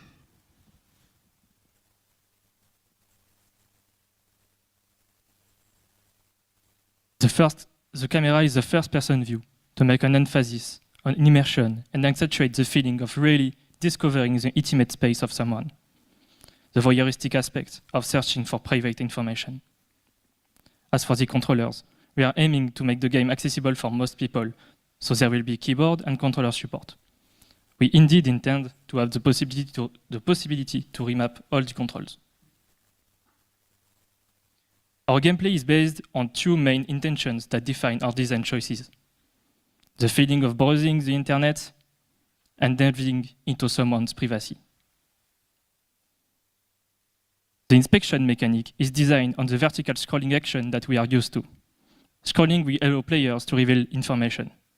It's how we interact with story elements, like we are navigating through the web. It can be blog posts, chats, or even objects. It reinforces this voyeuristic aspect and makes delving into Nova's intimacy an interactive experience. We don't only look at them. By inspecting them, we make them our own. Special scrolling is reserved for certain objects that trigger events. Horizontal scrolling is also possible. A telescope that is precious for Nova is usable to put herself in her skin and look at the stars as she used to. The inspection mechanic can then become a strong vector of narration. As a result, we have a mechanical language that we can use to link the narrative to the gameplay, thus creating a coherent and impactful experience.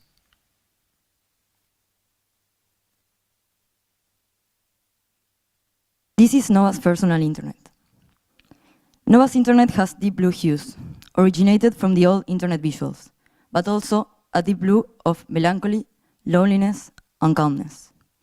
Butterflies and stars are the main symbols in our game, representing freedom, transition, and death. Stars depict Nova's interest into science and astronomy. They are the main design elements she chose for her virtual tools and interfaces. Nova's behavior in this environment is like a ghost, an hologram trying to connect with you, but because of her technical and emotional struggles to communicate, she cannot meet you directly yet.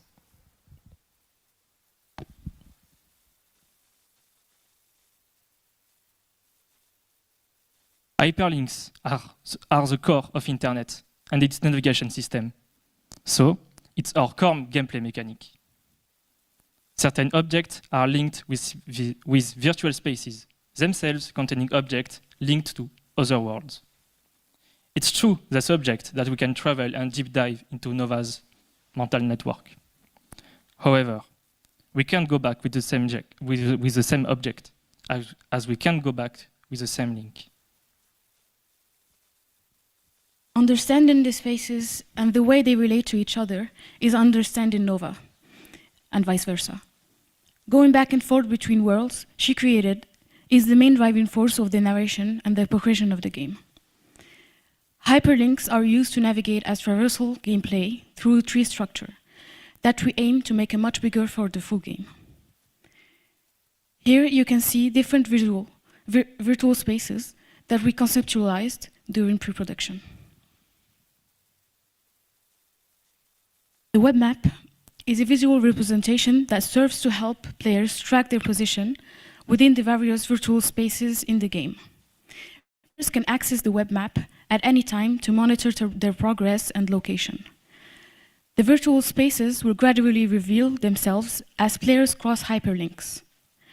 The map allows us also to navigate and gain a clearer understanding of each virtual space, including the number of hyperlinks and where they lead to.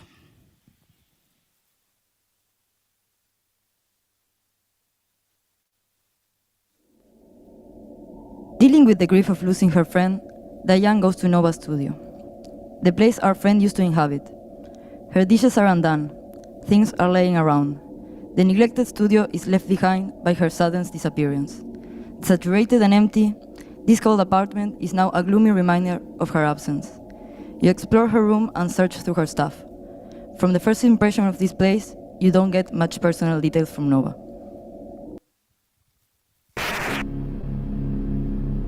Once the player activates the projectors, it unlocks a new dimension of the studio. A warm sound and the soft music surrounds you.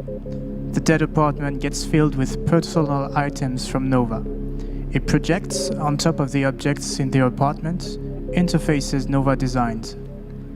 You start to find out new aspects of her you couldn't tell at first glance.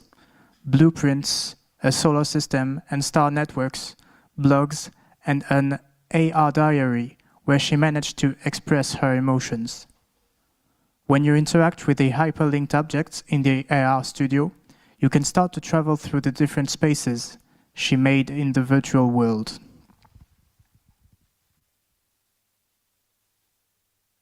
One of these spaces is the night sky itself on a water plane, the stellarium. Mirror of the emptiness of her own world, it is her safe place where she progressively retreated. For the first time, you see a hint of warmth in her very own comfy common pod filled with her deepest thoughts. A lighthouse in the cold darkness of the universe. She recreated here what made her happiest in the real world. Exploring the floating starfield and looking through her personal thoughts lying around, you begin to understand what she was invested in and her relationship with reality. Nova flickers afar, as if she was showing you the way. Looking through her telescope, you start to see the bigger picture, and the stellarium begins to behave abnormally. As you learn more and more about her, too much even, the world starts to become unstable.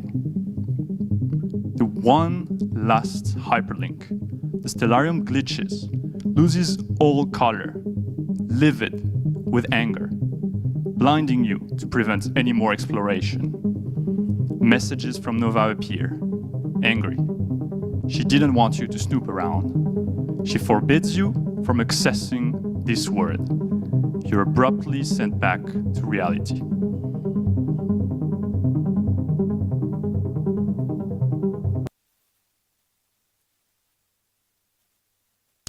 Our vertical slice takes place near the beginning of the game and lasts about 10 minutes, in order to introduce the gameplay systems as well as the game universe. For this demo, we have put a strong emphasis on cinematography, sound, and visual ambience. Our goal for the full game is to develop the full story by making various virtual spaces and expand the game mechanics. Speaking of it, let us get online.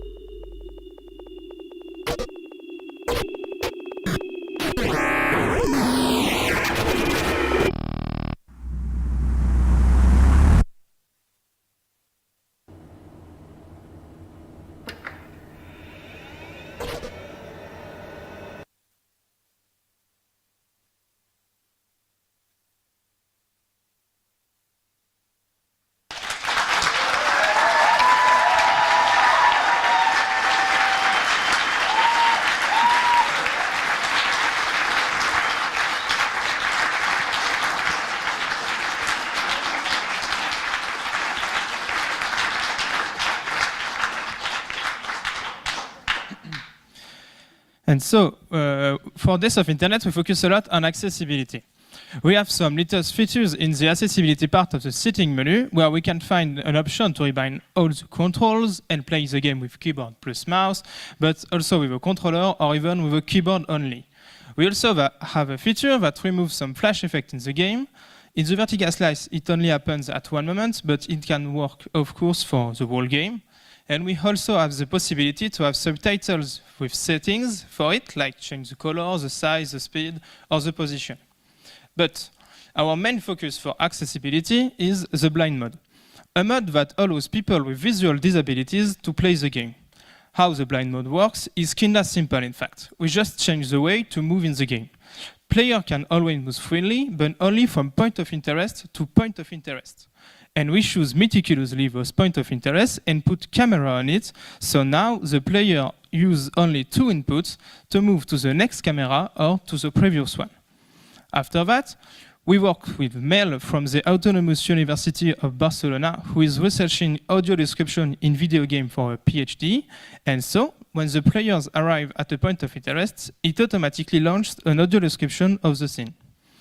We think it could be really great if, instead of doing the usual audio description with a narrator explaining what's going on, in our game, Diane herself does the first-person audio description. Also, we let the different documents in text-to-speech with a synthesizer voice, so the experience is closer than the original gameplay. And so, the result is something like that. So, like you can see, at any moment in the game, you can go in the settings menu and activate the blind mode, and you can also disable it at any moment as well.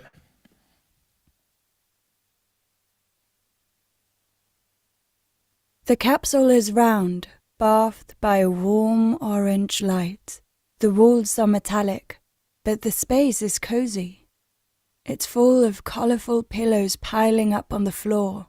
There are two holograms showing blog posts, one page of a notebook laying on a pillow, and one small post-it note glued to the wall on the right. The two projected holograms are blog posts. I think Nova's the author. The first projection is titled Blog Post 1. I always aim to travel far, to a place where no one can find me. I always felt disconnected from reality and its society. A breakthrough to a new world where imagination has no limits, where stars have a consciousness, where exploring the void of the galaxy is possible, diving into nebulas as if it was an ocean. And so this is just a little demo, but for now, the whole vertical slice is playable in blind mode. We also had settings like the possibility to change the speed of voices, and so actually it just needs some playtests with people having visual disabilities to be sure that the game is fully playable in blind mode. But for now, Days of Internet is already an innovation by being the first video game ever with a dynamic audio description system.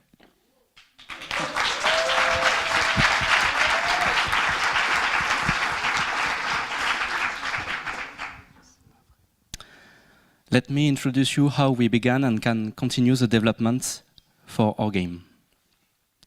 We are currently working in pre-production to define what will be our production unit. So how can we break down our game into different similar pieces so it is easier for us to develop it. As our game is divided in different virtual spaces, we decided to choose this as the main production unit of the game. For the player, the essence of the experience is about discovering new spaces. It combines a visual and audio experience linked to a narrative progression for an amount of around 15 minutes of playtime per virtual space in the final game.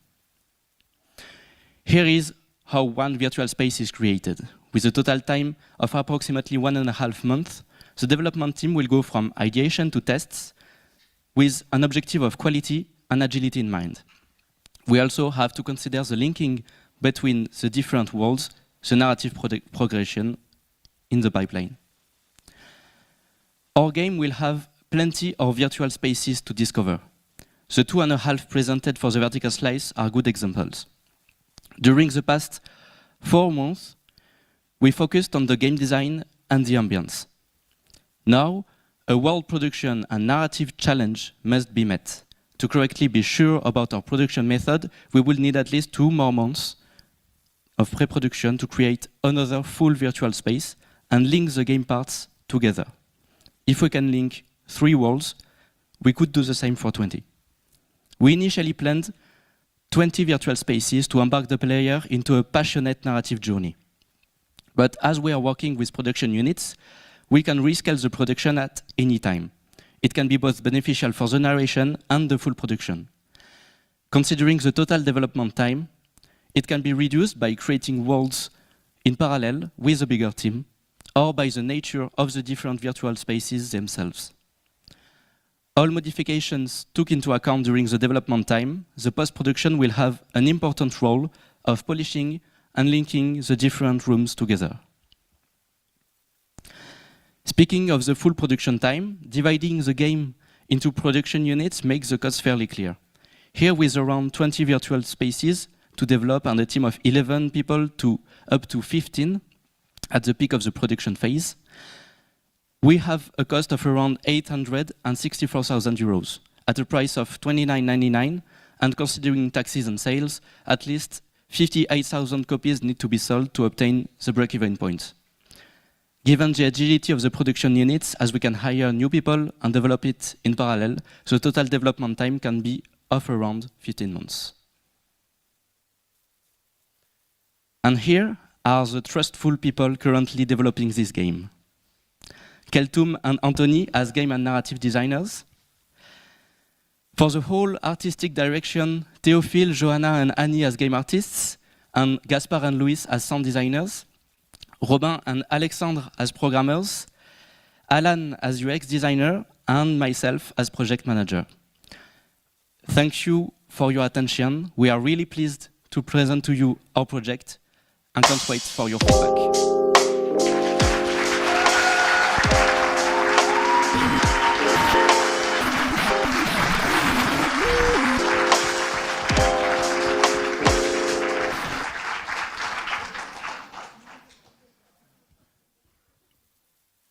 So first reactions? Yeah.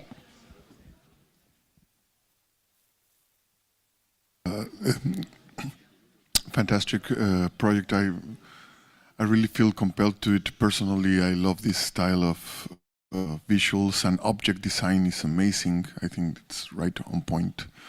Perfect object design.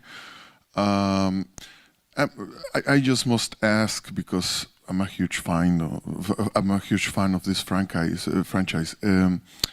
Was it somehow inspired by Serial Experiments Lane, because it's too close, even on the premise of that one loved? Yeah, that it is. Okay. Yeah, that's basically the question. Thank you. Thank you for your feedback. Thank you.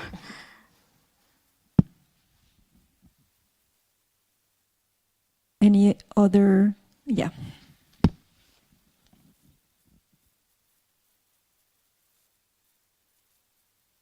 Hello, Mylène, freelance marketer. I have a question. At the beginning, you have a message, stay with me, and with some butterfly which attract you. And just after, you have a message say get out. So, like, what's the narrative explanation about this?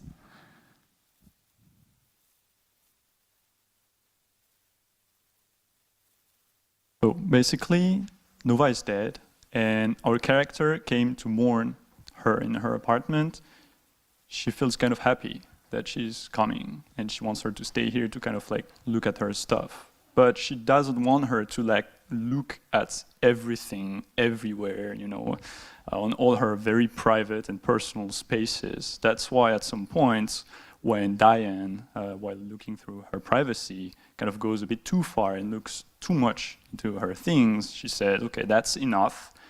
Just calm down, go back to the apartment, and then we'll talk about it. That's basically what we thought about when we made these choices.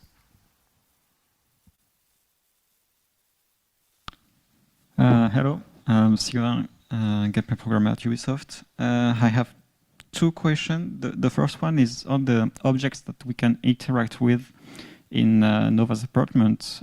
Do they have any purpose? That's the first question. And the second question, if I want to activate the blind mode as if I'm blind, or I can navigate through the menu to activate the blind mode. Thank you for your questions. I'll be answering the first question. Well, for the objects, we try to have them valuable for a story element, so that we can, when doing the level design, we thought of each object and where it would lead. So these objects are important in our game to understand the environment and Nova. And about the blind mode, obviously when you launch the game for the first time, there will be some things in text-to-speech, because all the menu is readable in text-to-speech. And so there is something ask you, like, do you want to activate the blind mode and continue with text-to-speech in all the menu, and that's it. So. Aurélien, sound designer Ubisoft.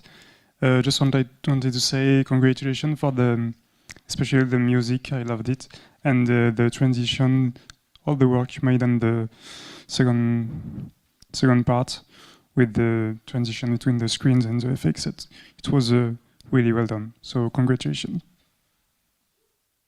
Thank you. Thank you. Thank you.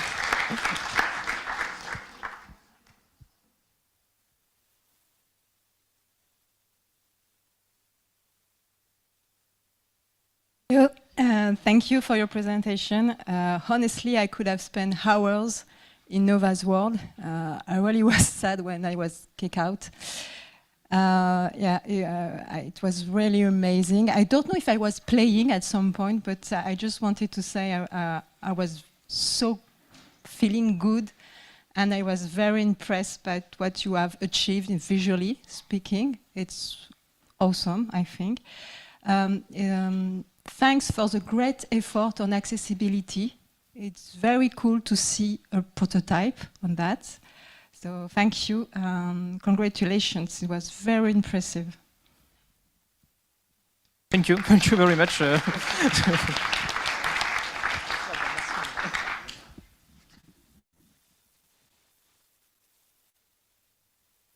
Yeah, Stéphane, next comment or question.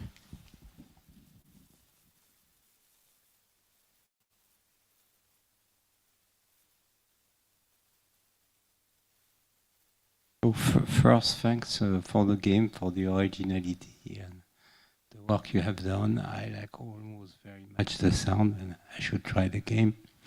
I have a question which is related about the beginning of your talk. You said we want to mimic the internet. Why do you need to mimic the internet?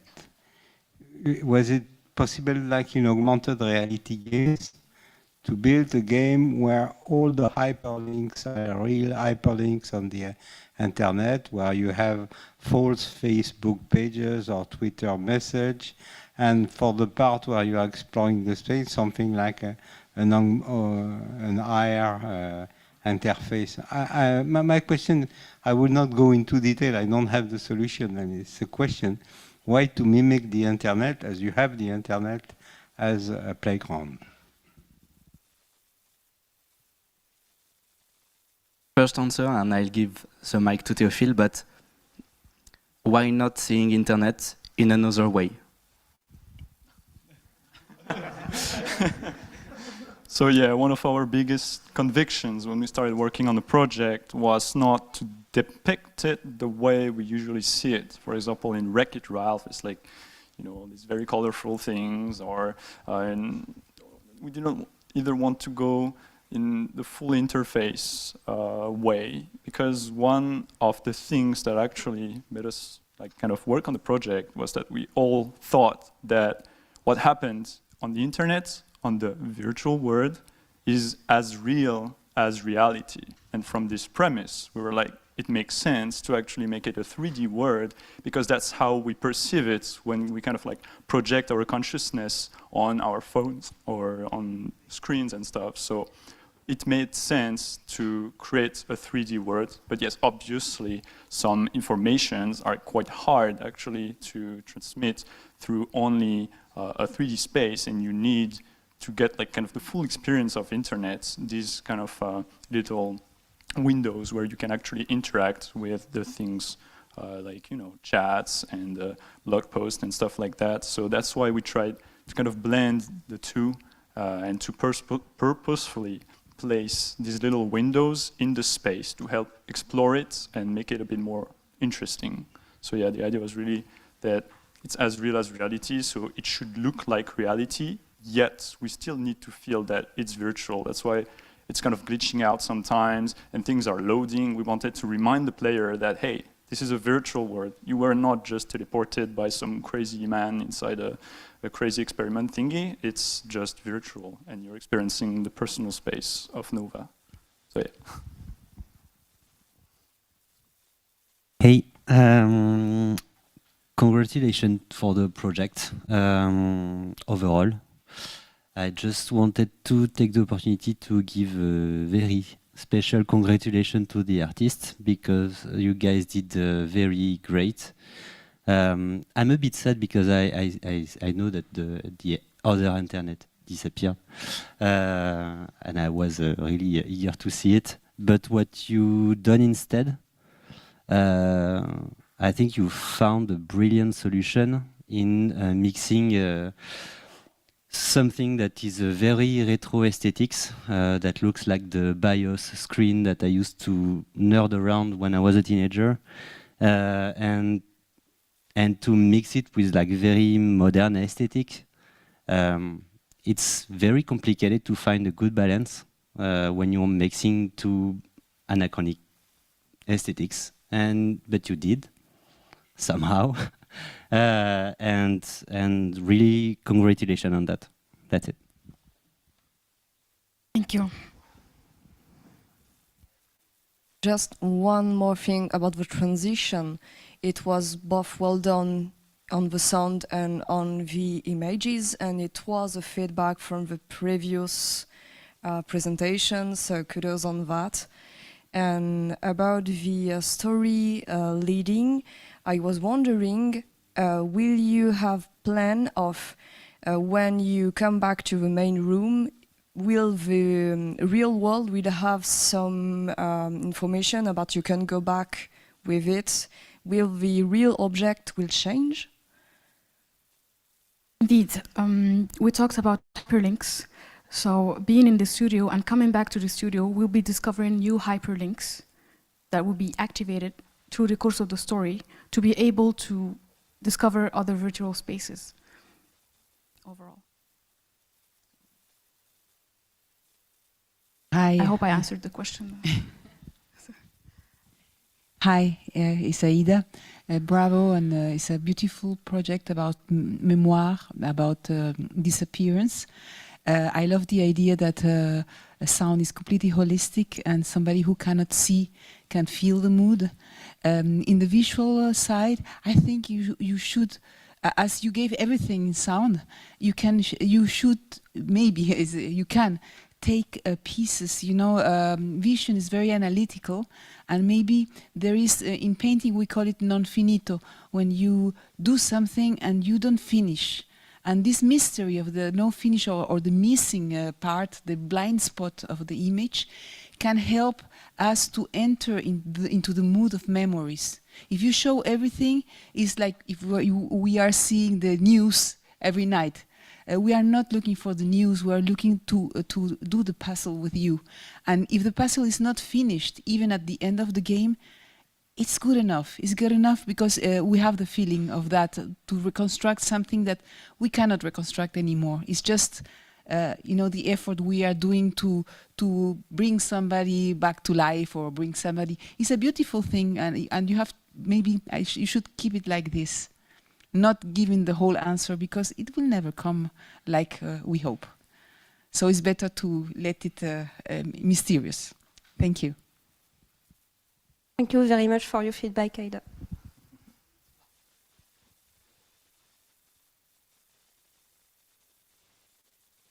So if nobody else wants to comment or react, I'm just looking online as well.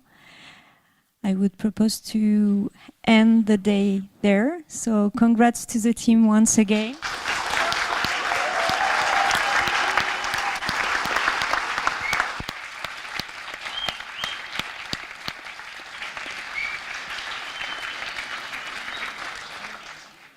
I will ask all the teams of today to come at the bottom so we can have a glimpse to all of them.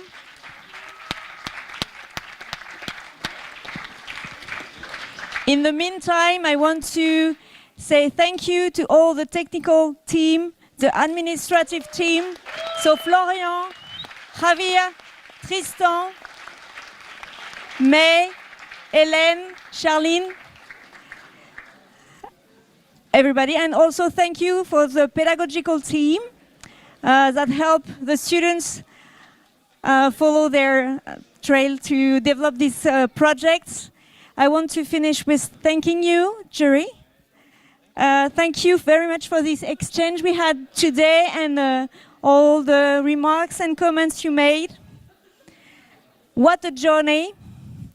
So we hope that you got inspired by getting lost in art creation, that you had fun fighting as a mutant but cute hedgehog, throwing spikes at termites, that you managed not to get cold while saving the future of humanity as clone scientists, that you loved getting dizzy while jumping on walls higher and higher in search of your lost love, that you enjoyed riding your tea bicycle and sharing tea and gossip with your aunt Camomille, if I'm not mistaken, and finally that you got compelled by the dilemma of deciding or not the death of internet.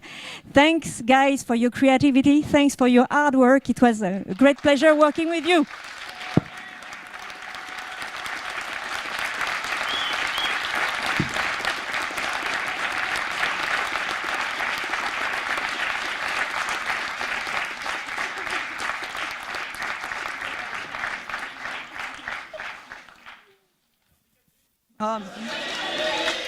Merci à vous.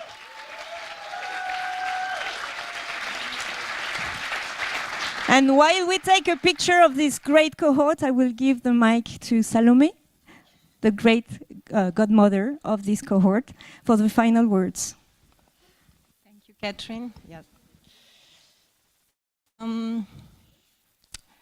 Thank you for this presentation. I have prepared some notes because, you know, with 3 sessions now, we are a bit like a family, so it's going to be a bit emotional, so I don't want to have my voice shaking too much. So maybe I'm going to read, but it's okay. Thank you to invite us as well in your student journey, and thank you, especially me, thank you to enable me to be your godmother. Now I can say proudly that there is a promotion strapazon in the world, and not a bad one, you know, maybe a very, very good one. More than that, thank you for your huge creativity and your huge sensitivity. It was really incredible how sensitive you all are. Your projects have all this sensitivity. It's very precious, and I'm very happy to see you arriving with this kind of things in the industry. Another thing, so during the last 4 or 5 months, I don't really know, you went through lots of things, collectively and also personally. You shared ideas, maybe you work on someone else's ideas, probably. You took some decisions, you make some sacrifice, you build a team, you at some point maybe be surprised or disappointed, and you get pleasant and hard feedback as well, but you picked yourself up, you and your team, and of course you work very hard, especially at the end. I think you rush a lot to finish in time, so now you are about to celebrate the end because it's finished, but it's well deserved. But you know, it's just the beginning, of course, and because of that, I just want to congratulate all of you, and to maybe let's dream. It's not completely done, but welcome, I think, to the big, small, whatever, hybrid, polymorph, video game industry, factory, family, whatever. But welcome. Thank you, all of us.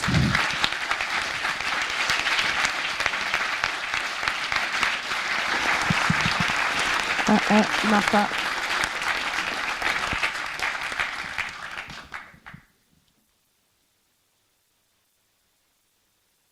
So we would like to say a few words too. First and foremost, thank you to all the jury for coming. It's really been nice to see you and have your feedbacks. But there are two people we really want to thank, and they are Catherine for being here with us.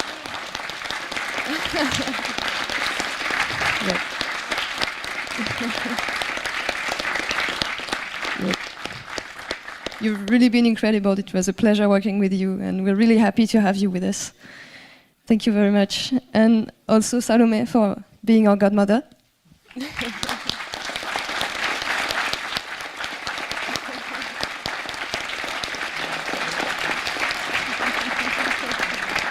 We've heard you've been a great help for the graphic team, so thank you very much. I don't know if you want to say a word in the graph. Yeah, so thank you everyone.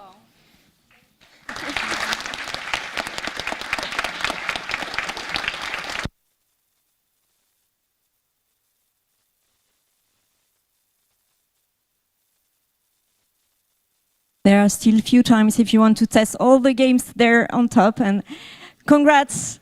It was a pleasure too. And have fun, keep having fun, and lots of great things for you.